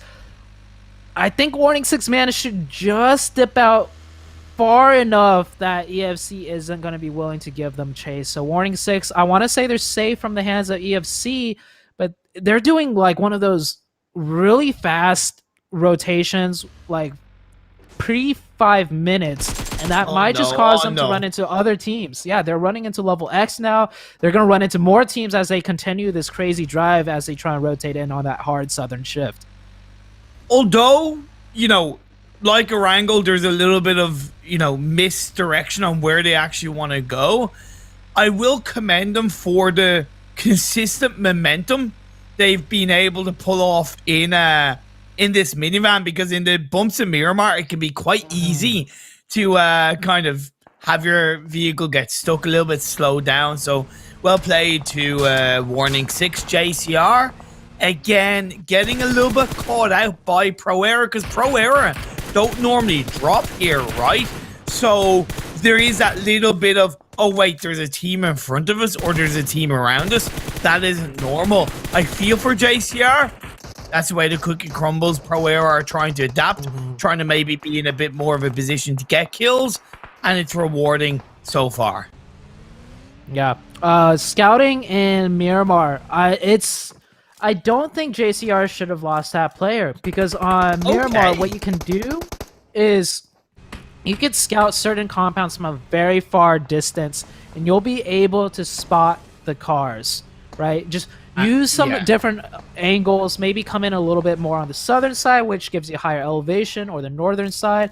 But yeah, scouting in Miramar should honestly not be too difficult, at least not to a point where you're losing a player scouting a compound. And that's not even Miramar. I would say the same for Erangel, right? When we're at this level of competition, like PMCO and PMPL and onwards, you should not be losing a player trying to scout a compound, because if you lose a player scouting a compound, you're not doing something correctly. That's pretty fair. It might sound harsh, but I think you're dead right, especially in Miramar, where it's so important to kind of keep yourself up as a full squad to create the control, create that awareness. As Mezexis are looking down from atop of the hill towards PassionFruit, but they're moving, they're repositioning a little bit, and I like that. Kind of call it forward thinking, call it just being aware. Either way, it's not tunnel visioned, and that's pretty good. No, they're just taking pot shots at each other now. They are on the northern edge of this circle, so I don't really expect anything to really happen. Sleepless, though, getting a knock on to King A. I believe that was a double headshot with that mini. Nice, crisp, clean shots right there. And Syndicate still fighting with Pro. No, Syndicate is now engaged. It's the other way around. And yeah, they just lost a player. Syndicate now down to 3. Pro Era picking up 2 kill points already, and there's only 61 alive. So they've got 2 out of the 3 kills for Miramar right out the gate.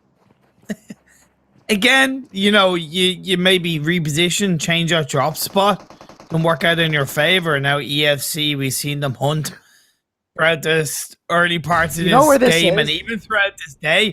This is a Toria Almada, if I'm not mistaken, or is it?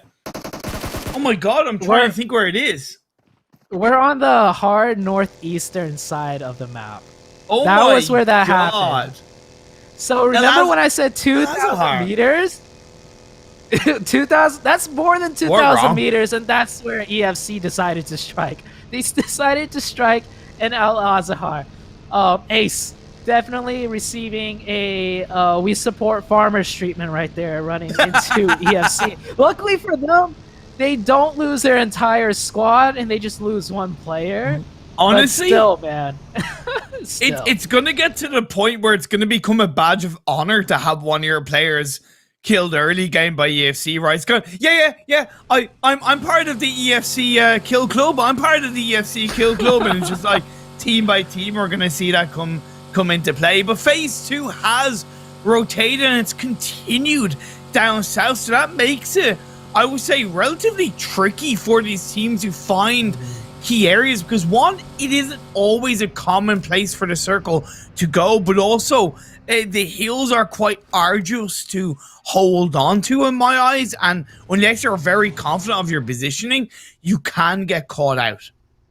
Yeah, this is a very tricky circle. It's all hills, and it's on the hilly side of an area of the map that's less played.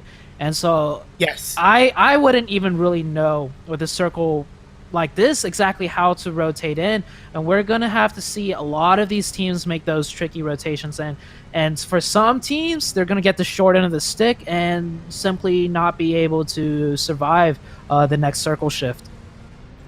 I think it's gonna be a little bit more than ever of kind of taking it hill by hill, step by step, kind of, you know, meter by meter, if it, in any case, just to kind of stop, get a bit of information, move forward, and rinse and repeat. Yeah, it's either that, or if you have the vehicles, specifically I'm saying buggies, right? If you have the buggies, you can maybe do like a longer, you know, more YOLO rotation. But we see Mezexis, right, Alucard with the buggy trying to do that, you know, more of a YOLO rotation center off that hard shift, and he gets punished for it. He gets shot right out, and he might be able to get saved here. I don't know where the rest of Mezexis is, so they might be able to provide some support and cover. JCR don't seem like they want to chase this one down, so Alucard will get away with that one. He certainly does get away with that one. Nicely done by JCR to at least get the knock. Oh, they're still looking for the shots, though. Have to be careful, because if you don't heal up the hill, JCR could get those shots off. But either way, we are still with 60 players, 16 teams as the blue zone is closing in on phase 2. I think despite the circle shifts being a little bit trickier, I think that's allowed the teams to maybe, or force the teams to play with a little bit more caution. So we are seeing kind of less action in the first couple of phases. I know it's Miramar. It's not known to be a super aggressive map, but, you know, compared to what we've seen in the first 2 games, it's very quiet. Yeah, it's very quiet because just rotating any further is so risky. You have so much hills. The cars are difficult to rotate on. The only real access you have is the road. But on the roadside, there's so many compounds that teams can easily set up on too. So this circle, right, not a lot of action, but the next one, if it hard shifts any direction, the teams are going to be forced to actually start engaging. And I look at this mini-map view. This is such an even spread of teams. Teams are literally everywhere across the map evenly, and the circle does shift straight dead to the center. We have part of Chumacera in play. We have the giant mountaintops of Minas de Val in play, and we have some of the low ground on the eastern side in play. This circle, the next one, I keep saying this, it's always the next one, right? That's really going to kill off teams, but I promise you, the next one is really going to kill off teams, because you have vast changes in elevation on the north side, on the south side. If it goes to the east, if it goes to the west, completely different elevation and playing field, no matter how it shifts from this point on. To be fair, you did kind of have the asterisks on this phase 3 shift if it hard shifted, but I would call that a relatively nice shift up north, so it does take away the Los Higos strain, and the water plays as LeveLx are going to push in on towards Mezexis. But Russell, who did get away as Bishop got knocked, is going to have sightlines onto Ultron and the rest of the LeveLx players. A lovely grenade is going to be chucked down. Is that going to connect? Oh my God! Russell, beautiful. That wasn't a 3-pointer. That was a 5-pointer, my friend. One of the most beautifully cooked grenades I've seen in Pubg Mobile in quite a while. Oh, mwah! Pièce de resistance. Yeah, and one of his teammates is trying to get that thirst for him.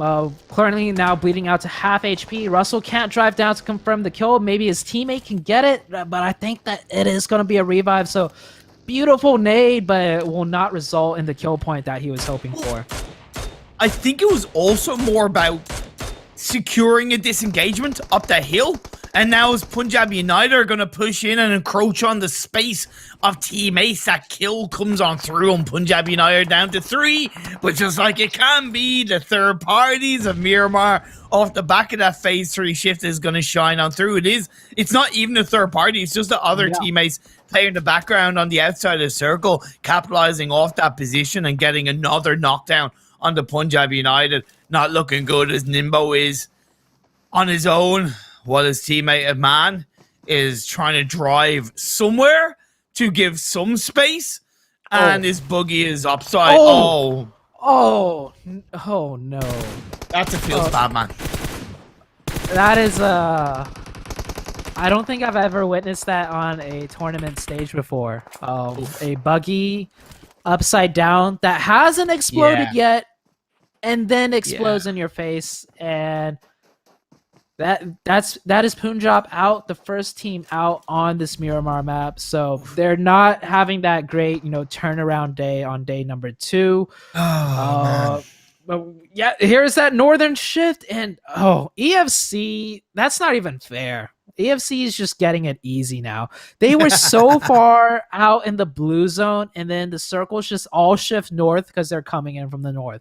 Works out perfect for them. Not just that, they have that church position on that high ground, probably the highest elevation position left on this map. So they're going to be able to see, all 360 around wherever they want to rotate on the next circle. They have control of. As for these other teams on the south, it's going to be a kill fest right now. And we see Cash getting blown up trying to leave due to the course of Mezexis. We saw Mezexis, one of their players, getting blown up trying to rotate. And that's just how it is on Miramar, man, when you get these crazy circles. Yeah, on a side note, towards the center of this phase 4, we saw HQA already had a player in the center of the circle, and SegmentX sent themselves that way, but because that player was already there as the anchor point and that circle shifted, the rest of HQA who were on the high hills of TeamJCR instantly full send, and we saw them take advantage of that. So Chi Wong and the rest of HQA, really great awareness, really great reaction time, and that is helping you to get the better of SegmentX while the Panthers climb the mountains on the south side of the circle. HQA might just have another big game that they did on day number 1 on the last game of Erangel, where they have a split going on, right? And then when the circle shifts, they take advantage of that split and center up directly, and they are dead center of this circle, giving them a really good chance of having a huge game. We support Farmers trying to defend this. The Panthers, this is their hill. We have dubbed this the Panther Hill, and we're going to see if the Panthers can take it from the We Support Farmers team. Also saw PassionFruit go up against Pro Era, and I think it ended up going over in the favor of PassionFruit for the most part, and SegmentX have been eliminated out of this lobby at the hands of HQA. That's going to give them more space in the center of the circle. And the Panthers, they may have been climbing the mountains on the southern edge, but because they're kind of coming into the unknown, they are definitely a little bit aware of what might be going on. Dior and LeveLx also fighting their way through teammates. The last player standing, I think just trying to stay alive and surviving, while PassionFruit, they are still 4 players up. And again, they've been using this control to get kills and just really spread themselves out in a dominating fashion. The action that's happening on my screen right now, I feel like is a clown fiesta. I'm struggling. I'm not going to speak on behalf of you, but I'm struggling to tie together a narrative that's going on right now. But it is just crazy fights all over the place. We have different teams in the kill feed every second. We're looking at engagements by like 6 different teams every second on different sides of the map. We have 6 teams right here on the edge of the map. Joey almost getting run over, going for that drop shot, and Pro Era taking out. But right as Mezexis kills that one, we have another team, PassionFruit, shooting Mezexis. Mezexis down to a solo, and just pretty much sums up what's happening, but everywhere on the map right now. And then you have Syndicate, you have JCR in the mix. Versa, PassionFruit is on his own, but he's going to look to try and suppress the players around him even more. We did see Phase 5 pop up, and it's centered right into the opening loving arms of HQA. On the side note, they didn't actually full send as a squad. They actually sent 2 players in to take down SegmentX. That was even better, even more controlling as the look of JCR going for those pre-fire shots, playing around the side of the wall. Nicely done by Look to get that knockdown onto Issue. It does leave Syndicate with 2 players that's standing, but again, they are not in the circle, so they're going to be forced to move away from that area, try and find a rotation in the circle, but EFC are on the north outside, and they're not going to be afraid to push Syndicate back. Oh, Brain with the Winchester looking for a beautiful golden knock, but Mezexis going to get punished. Look! Wow, that spray prone down. So good. Beautiful. Prone spray with the M4, one of the least recoil guns, and he hit those shots. He's about to hit these shots on PassionFruit too, but they will be able to get inside circle. EFC chilling, slowly making their way in. They're gaining as much info as they can, scouting their terrain and pushing out teams. And PassionFruit, they could share this with HQA. This is a really good, big compound. So perfectly fine for them. They're not going to lose any of their players. They're trying to smoke their way over. And we're going to have 2 teams here. PassionFruit with 2 kills. HQA, one of their players is knocked away from the compound. Yes. So I think HQA will be a 3-man. That is not a savable player by any means. It is not, and it is going to force them to share this space with PassionFruit because they know that they are a player down. They don't directly know that a full squad is rocked up, but hey, they're thinking, we're 1 player down. Is it really worth even looking for information on how many players are there, bar just peeking a couple of windows? We're seeing, once again, JCR look in the kill feed outside the circle. This time, once again, on the Syndicate. But it is, like I said, Enigma Fan Club coming in from the outside, spotting a body, spotting a pixel, and getting a kill. They're going to have a little bit more space to rocket in on the northeastern edge of the circle.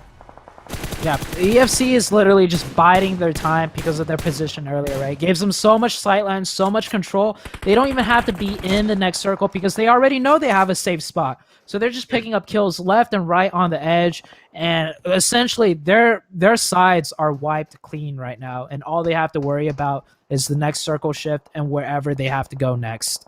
Oh, wow. Oh, they don't have to go anywhere. Did you know on a side note, HQA went for that revive, and it kind of worked out, but then it was also knocked down once again. Shiwon got knocked out, and I think that was a mistake from HQA because sometimes it's just not worth going for the revive. And in the previous circle, it wasn't a case in my eyes, and Chiwang indeed goes down and leaves Yuanzi on his own away from the rest of his team and forces his 2 teammates to stay, even though they're in the circle, to stay more passive. Yeah, that revive I don't think was the right play, just like you said. But I will say, sometimes, you know, they might just be testing their limits, right? They might be testing some revives. Fair. Could maybe just work, and if it does work, it's such a huge payoff. But if it doesn't, obviously it's a huge throw.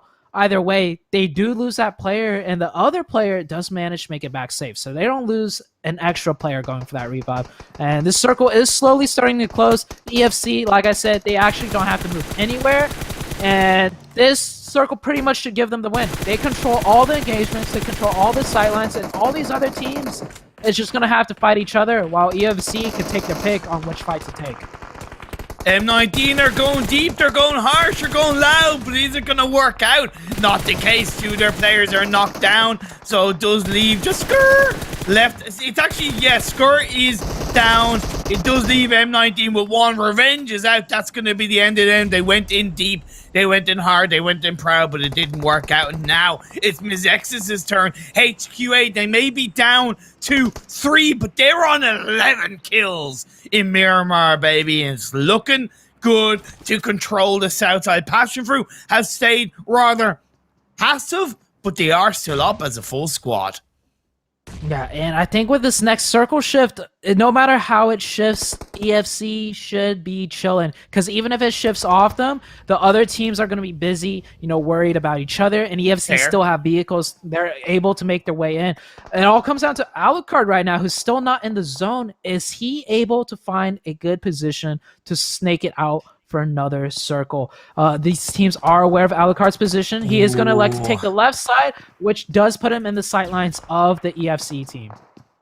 Yeah, and I'm a little bit surprised he took the left side back off the back of what he saw with M19. In my eyes, he should have gone on the right side, but it's so hard because you're kind of forced to make a decision, and it's nearly last second, and sometimes, hey, you think you're making the right call and it doesn't work out, and Alucard is still going to try and heal up, maybe go for a little bit of a strat as HQA is going to see Louis get chunked down a little bit. No, Alucard's he nearly made it in, but the play zone is going to victimize him a little bit more, and off the back of this circle shift, it centers onto none of these teams, so we are going to see these repositions, and most likely HQA and PassionFruit will push on each other.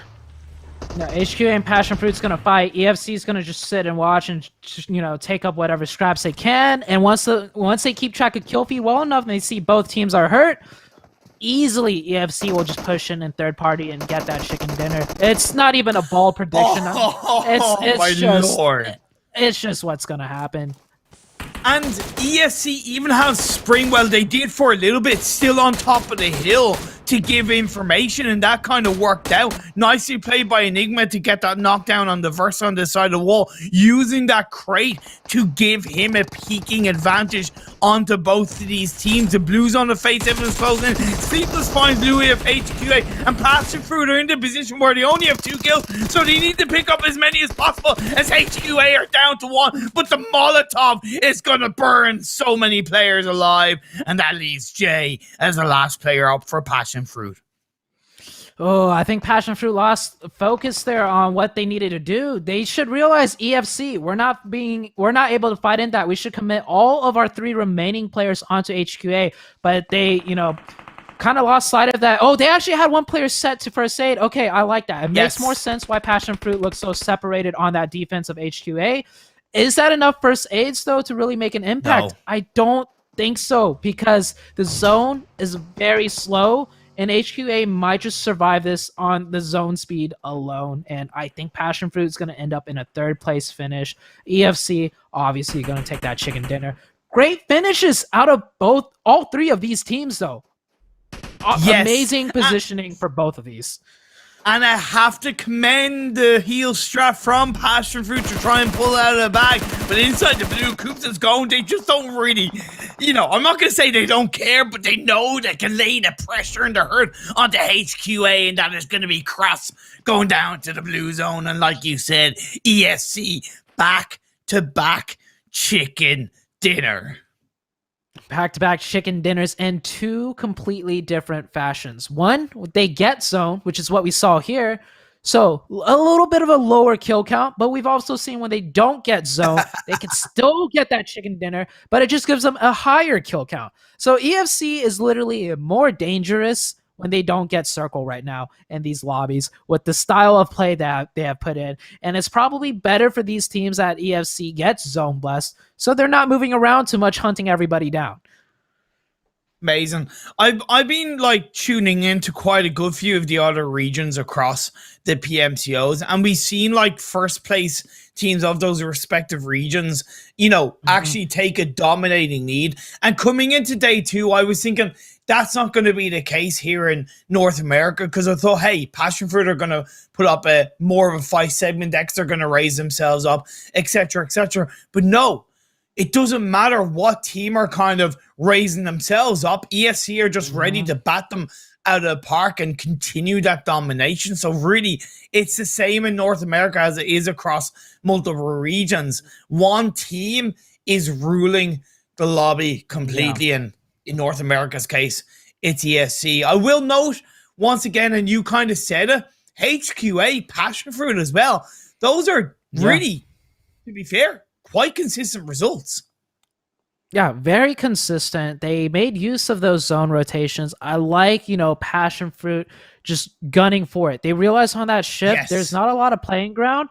If we move first, if we move fast, we can maybe break an entry into the HQA compound, and that's exactly what they did. We saw M19 try and do the same, but they did it a little bit too late, right? PassionFruit was there earlier. That set HQA to defend themselves against M19. M19 came in too late. EFC and HQA and Mezexis, the one snake Alucard from Mezexis, all shot at M19. So you got to be fast with these rotations. And if it's just one giant compound that's left in play that's viable, the faster you go, the higher chance that it's not occupied by multiple teams yet, the higher chance you can fight your way in. That's what PassionFruit did. That's what M19 missed out on.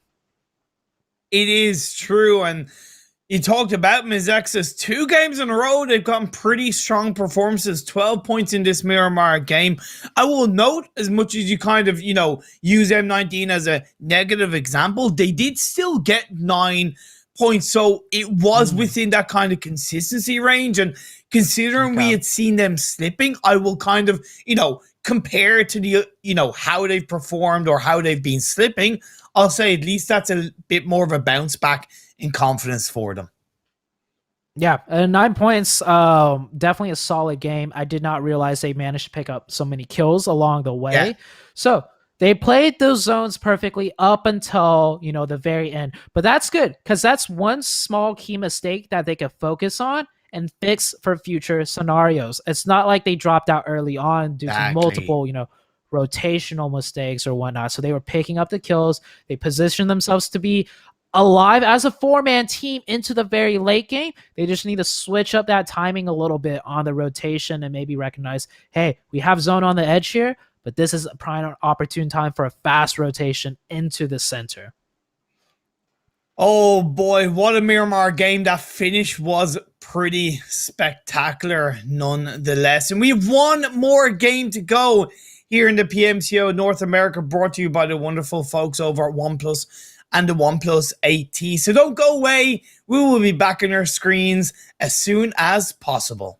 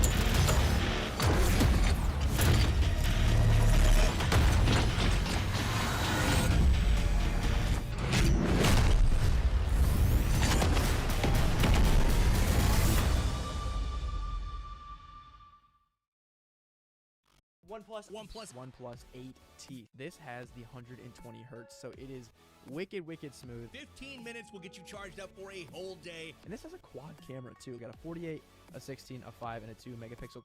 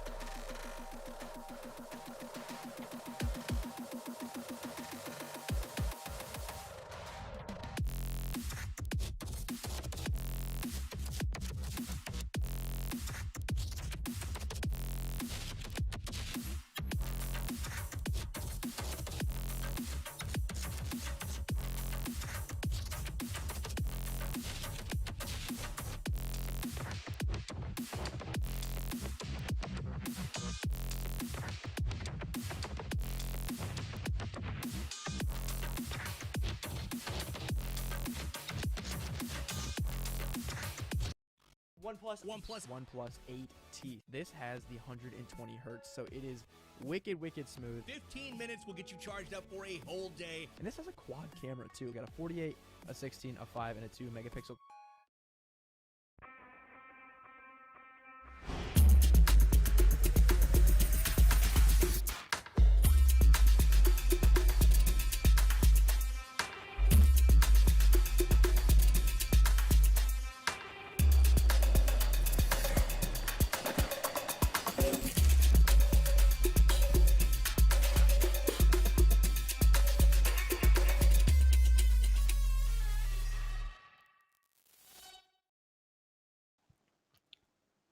We are heading into our final game of the day here in day 2 of the PMCO 2021 Spring Split North America Finals with myself, Imperium, and the wonderful Zute beside me.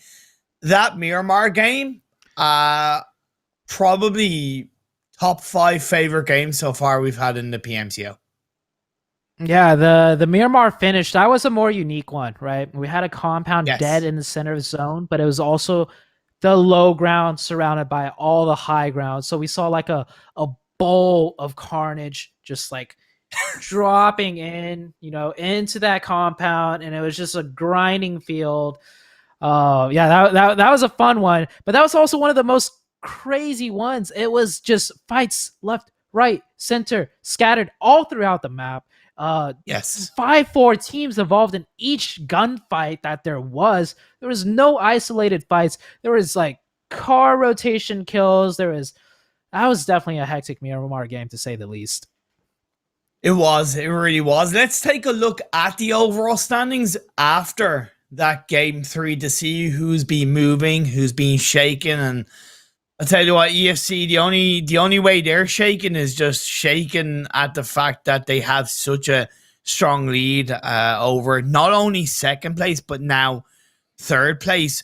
I will say HQA, it's not quite a 20-point lead, but is still pretty strong considering how close it is between third and eighth. Yeah, HQA, the team that's, they're being overshadowed a little bit simply because there's another team performing so well. But HQA, we saw how shaky of a start they had in day number 1, games 1 through 3, right? Day 4, they had a big one. They brought it back. And now today, they are playing very consistent. So they fixed it up. They're improving off of day 1. And yeah, it is working out for them. Mezexis, we were just literally talking about them 2 games ago where it's like, I know. Oh, they're slipping. And just like that, 2 games later, they're in third place. PassionFruit started today in 9th, not even in the top 8. They've shot their way up to 4th place. And so, yeah, it is a shake right now. All these teams are shuffling around back and forth. We see SegmentX dropping out of the top 8 now. And we're about to hit the halfway point. After this game, we will be halfway done with the finals, and the point standings after the next game is just a small indicator of what the final results might be like. Like, let's talk about SegmentX for a sec, right? They've only got 11 points in the first 3 games. They started today in 5th, not exactly, looking the best. I know King A wanted more consistency in today's games. He's gotten it, but consistently bad, sorry to say. Considering their roster of experienced players, like, what's stopping them from getting good results? That's actually a tough one, right? Because day 1, we had the craziest hardships, and they did better on those days. I think day two, I wish we could have seen more of them on the camera. Maybe that would definitely give me a better idea. But the only thing I can say is maybe these other teams are just adjusting better than they are, and that's just what it is. Yep. If you're able to adapt quicker, you're going to succeed quicker. And, on the end, I was thinking SegmentX have maybe been sluggish, presumptuous, and just not really looking sharp as a team. But, of course, hopefully they can turn around at least in this final game and end on a bit of a strong note. We've yet to really see Punjab move away from 16th spot. They still only have 8 points in 7 games. That is, oh man, that is what it is, I suppose. Yeah, and that's definitely rough. I think at this point, their mental state must be at a very, low point. They definitely didn't give up coming into day 2, right? They're trying their hardest, and it's not working out. My best advice at this point is just to flip a switch 180. Just don't care and just have fun, and maybe go for kills, rely on your gun skill, and just pick up whatever you can. And we're going into the last day, or the last game of today, and that might be what Punjab does, right? It's the last game of the day. Maybe this is where they all right, it's fine, we're doing bad, but let's just have fun with this last one, end it on a positive vibe. Not even a positive note, just end it on a positive vibe, because they got 2 more days of this. If they keep struggling and keep trying extremely hard and not getting anywhere, they're not going to have a fun next 2 days, and they're not going to have a good next 2 days. So maybe this is the game where they just have fun, stop taking it so seriously, and it might actually work out for them. They might see better results. And the playing path, not as good as the first game that we saw in Erangel, but still decent.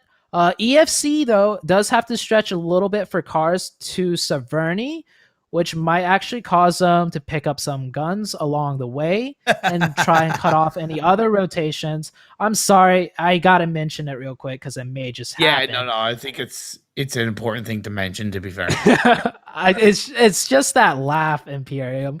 You're just like, oh, there he goes again talking about that team.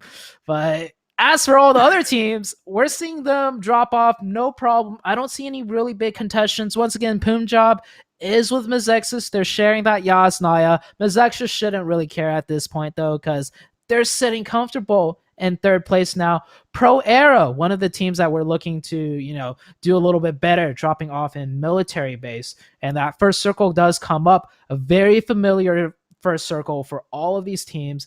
More a little bit towards the southeastern side where the bunkers does come into play, and that giant hill right in the middle. I want to see which team has, the guts to control that section of land, because that is such a strong section to have for the very first circle of this game. On one hand, the circle of phase 1 complements a playing path. On one hand, the phase 1 circle is pretty good. But I think on the negative hand is it leaves it wide open to be uncertain on a direction it finishes in, right? You know, it could continue up the north of the river, it could hard shift in any direction. I think this is a trickier phase one than it looks. I know there's loads of spaces and it is only phase one, but there's a little bit of a false sense of security in this phase one. Yeah, this phase one circle, you make a really good point. It is such a familiar circle and such a nice circle, which does also translate to it's the same exact for all the teams playing. So that means all the teams are able to, rotate freely, which could mean you're going to get some spots that some teams want to take. And all the teams are so familiar that they know how to hold stronger defenses and thus making for harder rotations as well. So it's a double-edged knife, so to say. Yeah, double-edged sword indeed. Double-edged sword. It's cool. It's cool. And maybe you're just not cool enough to handle a sword, so you have to say knife. It's okay, Zute. It's okay, But ESC are indeed going to Severny. They haven't been able to pick up a kill or two, but either way, they're going to have no problem playing the edge of this phase one circle, and they will have been able to, if they didn't already know, they'll have been able to gather a little bit of information on that rotation from the mainland up to Northwest Island and not Northwest Island, I mean up to Severny. And Syndicate and SegmentX both choosing to go to their normal draw. So it means South George and North George. Brain is going to switch over to the passenger seat. He had a PP Bison. He's going to move on over to the M16. And he does take a couple of shots onto King A, but King A has a VSS, and if you can connect those VSS shots, it will do more to Brain than Brain expects. Yeah, VSS versus the M16 and Bison right now. King A does have a support player on the other angle, but just as well, True. Syndicate has 2 players set up, and we're off to a really scrappy fight for SegmentX. This is not how they want to start off the game, but Syndicate in 8th place, Perfect. SegmentX in 9th place. Both of these teams really need to win this fight. This is a huge fight for both teams right now. King A with a really nice nade does not connect, falls a little short, and now he's getting peppered from a different angle. I think his teammate left King A for dead. Yeah, LeveLx is gone. LeveLx has left the scene. That feels bad, man. On one hand, I get it because it's allowing the rest of SegmentX to loot up, and it's kind of distracting.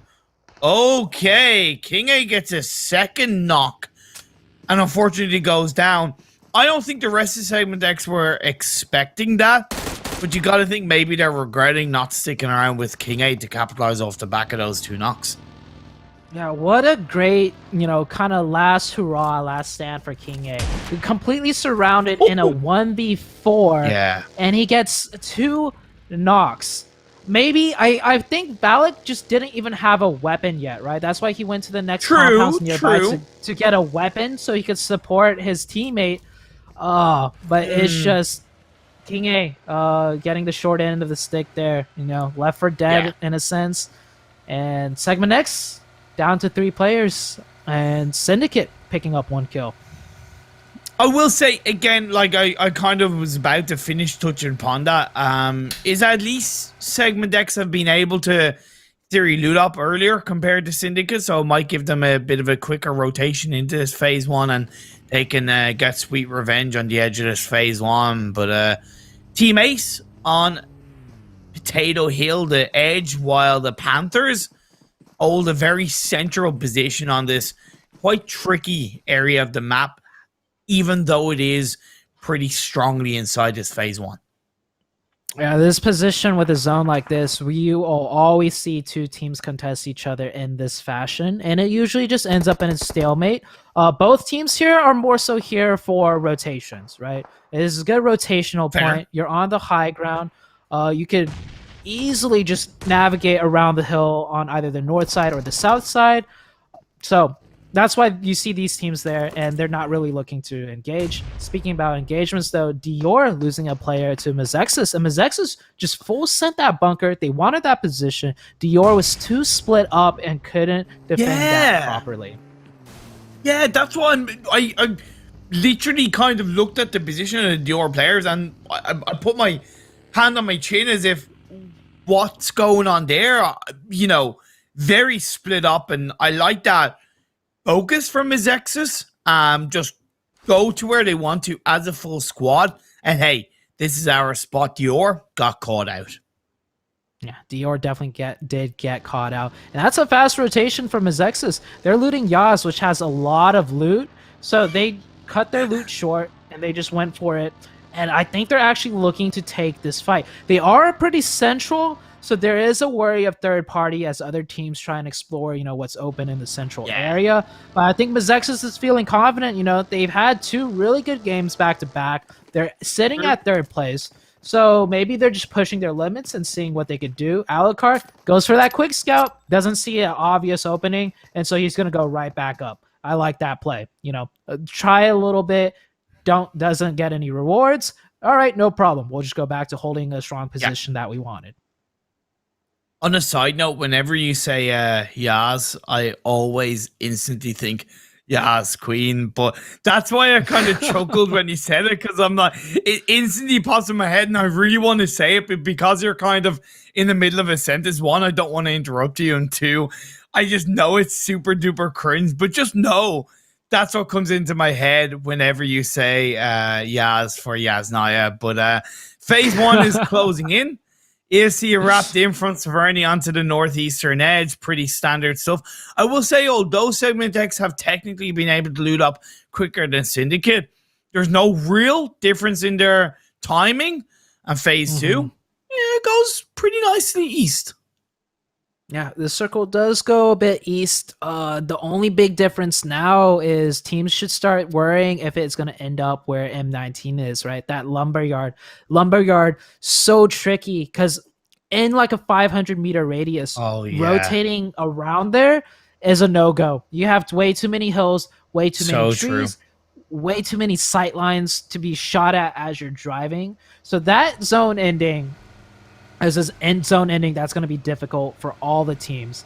But if it goes anywhere else, you know, you got your pathways in, you got your engagements you could set up for, and we support farmers running right into Pro Era. Pro Era is rotating out of military base zone, and I don't think they're looking to fight, as the rest of them are just driving down. Fishy did take some shots, but he should be looking to disengage this as the rest of his team has already left.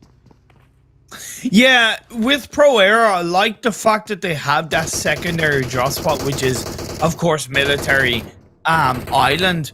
And, you know, I've kind of come up with the correlation of Pro Era. It's like they have the sugar, spice, and everything nice, but they're missing that chemical X that is making them, you know, at the moment, the top 8 team, even a top 5 team. So if they find that chemical X, they will turn into the Powerpuff Girls of course, PMCO North America. But I think that's kind of true. They have the makings, but putting it together just hasn't come to fruition as of right now. Yeah, they need that professor, the professor that will guide them to success. I will gladly take that role as Professor Zute as they're encroaching onto N19. This is a very difficult fight for Pro Era. Why are you going so deep? Fight. Yeah, it's not a favorable fight, and they are committed now. Maybe this works out. They do get the opening, or Alfino. They're just going to break in with brute force. They get a trade. Skirt with that defense. He needs to get a double knock here. Does not go for it. So the fast brute force of Pro Era, this might work out for them. 2 of their players are knocked out. It is a 2v2, as the other 2 are getting revived. I like the fact that Joey's aware that the 2 players of N19 were going to be heading in that direction, so he looked to try and fire some shots and slow them down. But it's a lovely grenade being thrown up by Batman to get that knockdown on the Seagull. It may be 2 players up for M19, but they will gladly fight as the full squad if they need to. Fishy's going to be able to pull off a first aid behind the oil tanker. Pre-fire shots are Ravino. Be very careful, but there is, of course, shots being fired by the Pro Era players in the backline supporting Joey as much as possible. Yeah, M19 definitely got caught off guard. Even I got caught off guard. It's not very typical you see a team push up in that fashion, right? It's so risky for them to do that it worked to Era's advantage. They end up losing one player, but have confirmed two. And this is a very, very isolated 3v2. And I would not be surprised to see Pro Era try and finish off this fight if possible. Fishy, don't go too aggressive, but Kisk, I would recommend you maybe look to peek over the hill to join up with Fishy. Joey is kind of on a bit of more of an off angle, so we'll have to wait and see. But phase 3 shifts up north away from both of these teams. Yeah, it does shift away, but I get the feeling they're just going to commit to this fight. Pro Era need the points.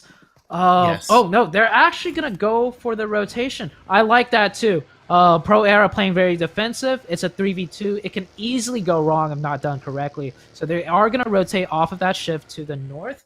This shift, though, it's a nice one.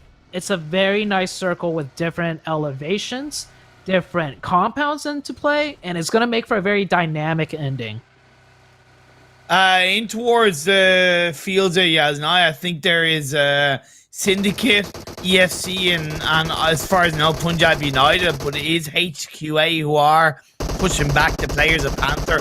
A knockdown and a confirmation onto Jinx will leave Panthers down to 3 players, but one of them is separated, which if Yuanzi is going to get that knockdown with the grenade, oh my Lord, Savage with, couldn't have asked for a perfectly timed bandage. Not out yet. No, that's why I kind of stopped, because I was like, hey, I may have kept him live once, but I don't think it's going to work out twice, and that's going to leave the Panthers down with 2. Yeah, that bandage saving him from the nade, but a bandage was not enough to save him from a headshot out of that mini 14.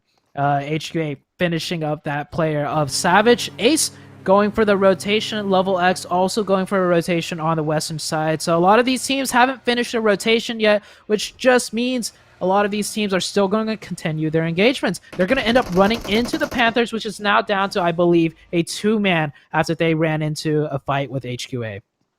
Oh boy, it's like out of the fire pit and into the fire. The Panthers are not looking good in this final game of the day, unfortunately. Teammates yet to really kind of spot them out for now, and they're going to disengage themselves. So wow, the Panthers are going to survive off that.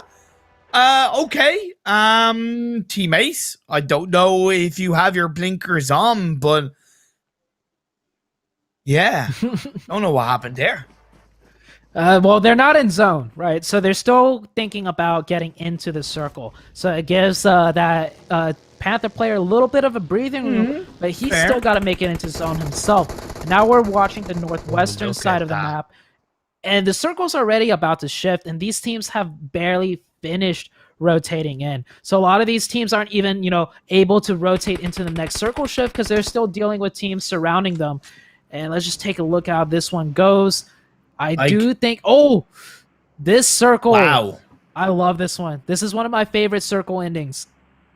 The high ground and the low ground, and the dips and the compounds, and just a little bit touch of shelter on the south side to spice it up some more. So, this is going to be good. This is going to be really good.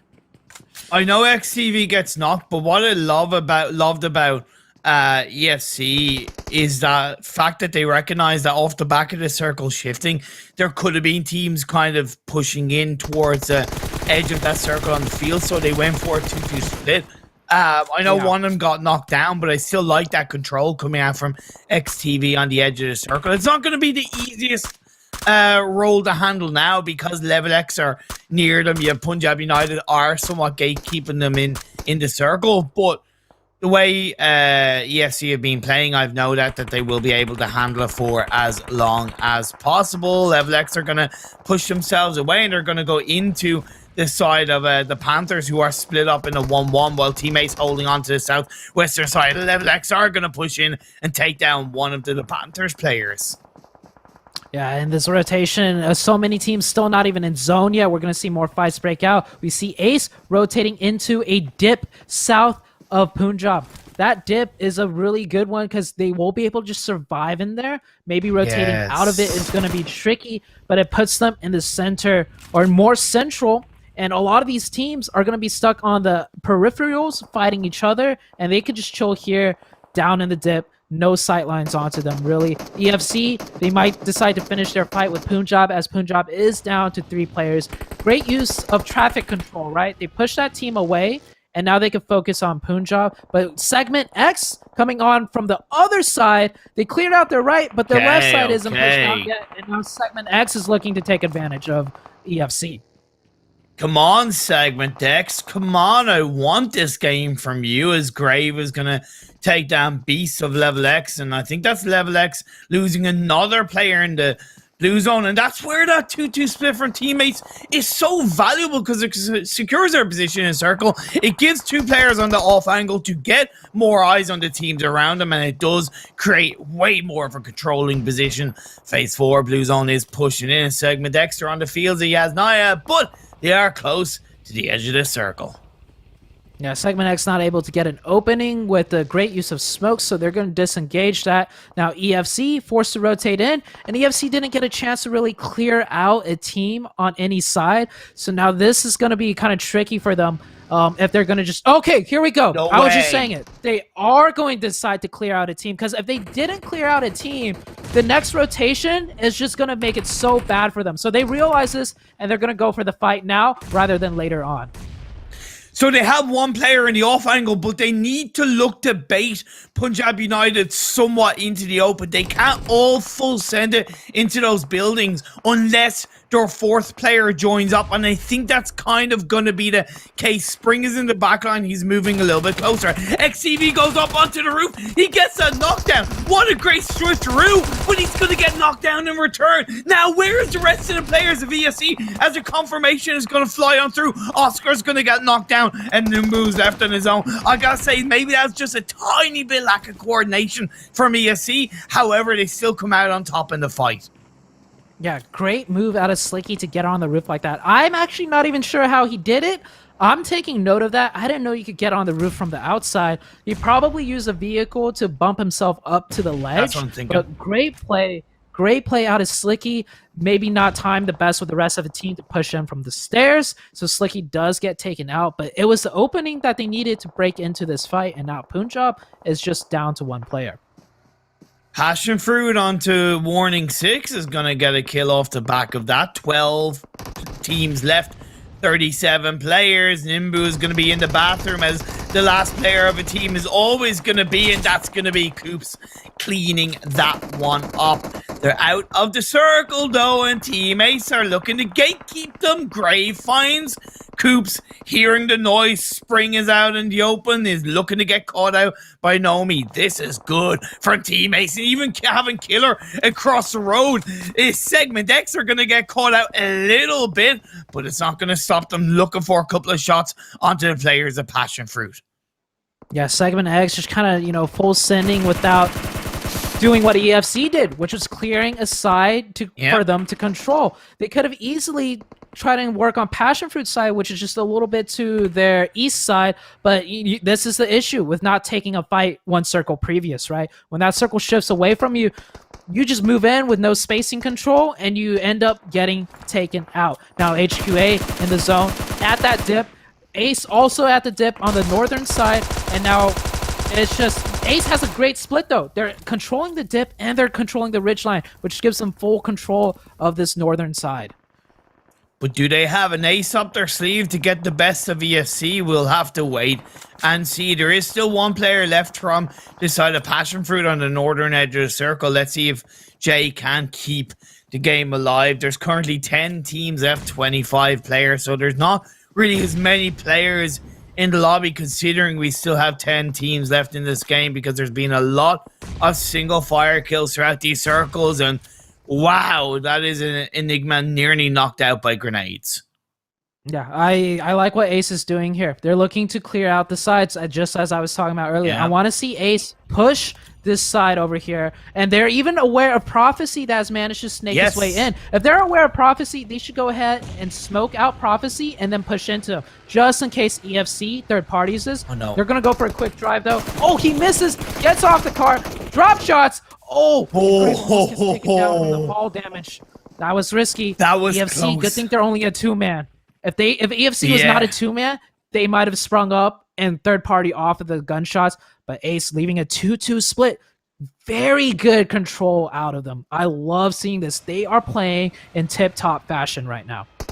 Oh, Grave is going to spot him. Grave's going to spot him. He's going to get that knockdown. Enigma on his knees. But now Spring in the sidelines is going to spring up to get a double knock. It leaves Team Ace left as two players. He's using the wheels of the buggy to keep himself alive. Lots of smokes in play. He can move up and play around if he wants to. Grenade is going to be thrown out by Peaceful. Goes a little bit too long. It is going to be a third party by Sleepless to confirm that kill on the Graves, and it does leave Team Ace up as a three-man team, and they're going to switch their attentions on towards the edge of the circle where HQA currently are held onto, but they're up as a full team. They are going to split up, and that is Peaceful getting knocked down. Yeah, I think they decided to switch their attention to a different side to see if it's easier to work that side of the circle. It's a little bit too late. If you committed to sweeping one side of the circle, finish it through. We see just one player of EFC and one player of PassionFruit. That is all that's left on that eastern side. They should go back to that side and finish that fight out, because on the western side, it's a four-man team of HQA, and that's a way harder fight to take. So true. Sometimes it's better to be the devil you know rather than the devil you don't know. We did see Mezexis get the better pro era in the museum building that is still just on the edge of the circle. Killer of Ace is going to send it into the edge of the circle by that vehicle. He should look to blow that one up, but it's not going to be before it is going to be a knockdown onto himself, and that's going to leave Team Ace with not too many players in play, not too many cards on the table, and that is them going out. HQA get the better of them, and more importantly for HQA, they're still up as a full squad. They're the only team with the full squad left in this game. Was 5 teams up, 11 players alive. Spring couldn't hit the brakes in time with that buggy to use it as additional cover next to that tree. Very great try out of Spring. He had the right idea, the execution. That buggy just slid a little bit too far, and we are down to 4 players now. A 3-man out of JCR, a 4-man out of HQA, and Mezexis still in the game, and PassionFruit in classic PassionFruit fashion, just somehow making their way into the end game with 1 player up. It's what they do when it needs to be done.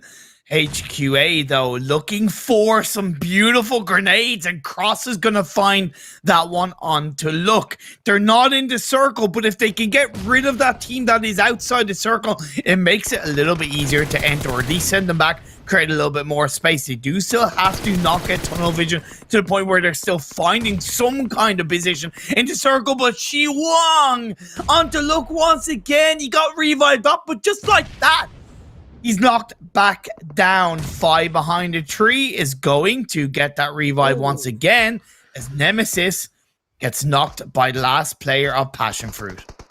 Yeah, from across the map, Sleepless, even though he's a snake, he's not being quiet. He's going for those kill points when he can, and I love that. He went for it and didn't get instantly killed, so he's very aware of his surroundings, and he knows the angles, and he's safe to shoot. That is 1 confirmed kill point.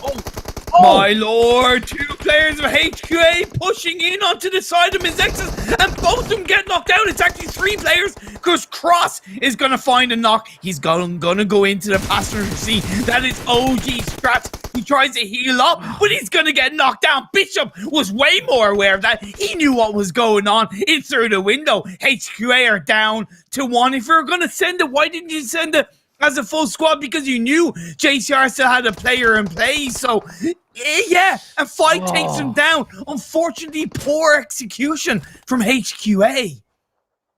Yeah, that was very poor execution. They were 4 up, If they had, maybe they were out of smokes completely, so they just had to go for that play. But as a 4-man team, 1 or 2 smokes, and you could snake your way in and just start shooting at everyone else, right? Sure, you're the focus of all these teams, but we're down to a 1v1v1 Imperium. This is it. 1v1v1. Fee, fi, fo, fum. Can he come out in this 1v1? Bishop against Fi. He's going to be looking on up. He goes for the pre-fire shot, but Bishop comes out from the reins and gets a kill and gets a chicken dinner from Mezexis. Oh, Bishop, the MVP of this game, clutching that chicken dinner in the 1v1v1 and also picking up 7 kills and that lean peek at the very end from Bishop's POV. Beautifully done. That pre-fire just nailed that JCR player in the mid side and it took him out cleanly. And Mezexis, 24 points with that 9-kill chicken dinner, but JCR...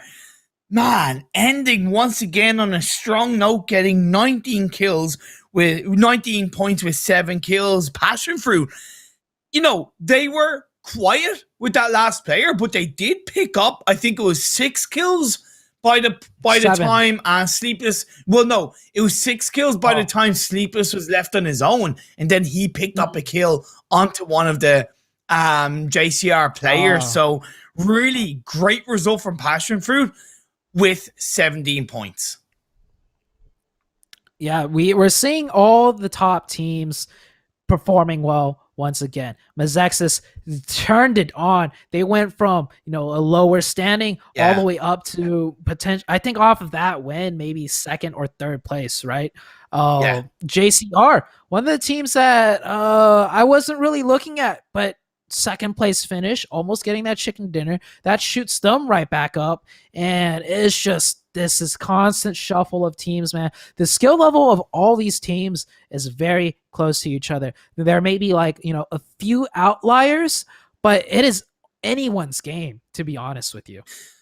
Yeah, and that game, the kills were very evenly spread out. The top 7 all got 6 kills or more, right? Pro Era got 6 kills, Ace got 8, Enigma got 7, so on and so forth. So it was very evenly spread out across the board. So it was only really the placement points that kind of mainly separated the points the teams earned in this game. And, SegmentX once again being lost in the shuffle, only picking up 4 points in that game. Yes, it was 3 kills, but when you think about what they need to do, other teams, like you said, are adapting and rising way more than they are. Yeah, SegmentX is definitely slipping slowly and slowly. I do know the players on that team, though. I think a day reset is really good. They got 2 more days left. I think with their mental and their experience, they could flip that switch. I don't imagine seeing them drowning in the next 2 days and just completely missing out on the top 8 completely. So true. Let's take a look at the overall standings and where these teams lie coming into the halfway mark of the PMCO Finals. I want to know who's pretty good in the top 8 and who's really fallen back. There's absolutely no doubt that Enigma Fan Club are at the top of the standings. 124 points with 69 placement points. My favorite number. I like it. 69 placement points. He just had to point that one out. What I'm looking at, though, is who's still in a really good position that it could be, you can easily make top 8 at the end of the tournament. I'm looking at, I'm actually looking at all the way up to 15th place. So 15th place, 31 points, right? 8th place, 53 points. That's a 22-point difference. That is 1 good game's difference. And we've seen 1 good game out of teams left, right, and center in the group stage. And it literally came down to the last game, and they got that 1 good game, and they qualified.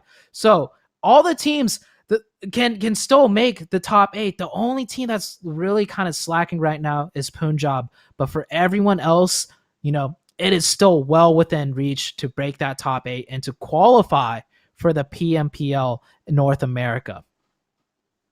I would say that as we get into day 3, that we're kind of at a point where the teams kind of between, 7th and 13th, 14th need to have more than just one good game. They need to have some form of a Mezexis day where you have 2 or 3 strong games in a row just to really solidify your strong chances going into the final day, because you can't splutter through into the final day and expect to be in the top 8 or at least easily It's in the risky. top 8. So it is very risky. Yeah, we saw some teams get kicked out of the qualifying process to make it into the finals, right? Due to the very last game. I think 2 teams snuck their way in off of a great performance on the last game. So you don't want to splutter your way, hovering around 8th place going into the last day, because you could easily get kicked out by one team that just has a great finish. So you're right. You're absolutely right. You want a Mezexis type of day to really feel secured. I'd say you want to be in the top 5, maybe even the top 4 to feel secured, because if you look at 5th place, 62 points, 6th and 7th, 60 points. There is not much difference between the 5th place team and the 8th place team. So you can easily get kicked out just like that. Are we, on a side note, Mezexis scored 61 points in today's 4 games. And I will also caveat by saying they got 0 points in their game 1. So that was technically 61 points in 3 games. But looking at the overall standings, are we maybe safe to presume that the top 3 are kind of guaranteed top 8? Oh, the top 3 guaranteed top 8. Okay. Let's see. Due to the facts of which teams it is, yes.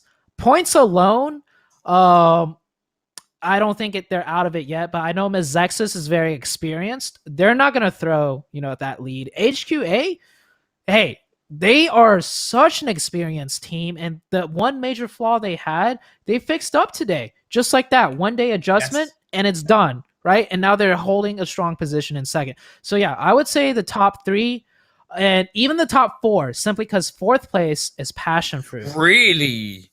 Okay. Yeah. Okay. PassionFruit, they got what it takes. They got what it takes, that consistency. We saw it out of the group stage. That's insane true. Consistency. Always picking up points somehow, some way. So for them to be in 4th place right now, I know it's a halfway point. A lot of things can change, but just because it's PassionFruit, I'm going to give it to them too. I think the top 4, I would say 99% in my books is going to be top 8 at the end of the tournament. So, at the start of the finals, we gave a list of 18s that we thought might get into the top 8 or might finish in top 8. Out of that 8, how many do you have currently correct? I am currently 6 for 8. So the 2 teams in the top 8 that I did not pick, which is JCR in 5th place and the Panthers in 6th place. And the 2 teams I did pick is Syndicate in 9th, so really close to 8, and SegmentX in 10th with the same exact points as Syndicate. Okay. So my picks are looking pretty accurate. It could easily be 100% correct at the end of the tournament.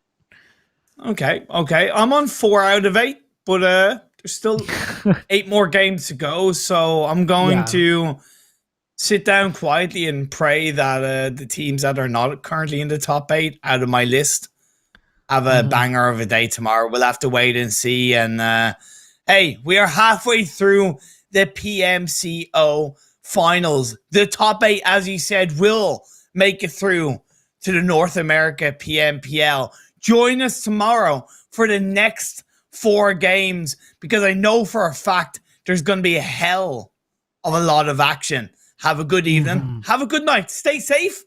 See you all tomorrow. OnePlus 8T. This has the 120 hertz, so it is wicked smooth. 15 minutes will get you charged up for a whole day. And this has a quad camera too. We got a 48, a 16, a 5, and a 2 megapixel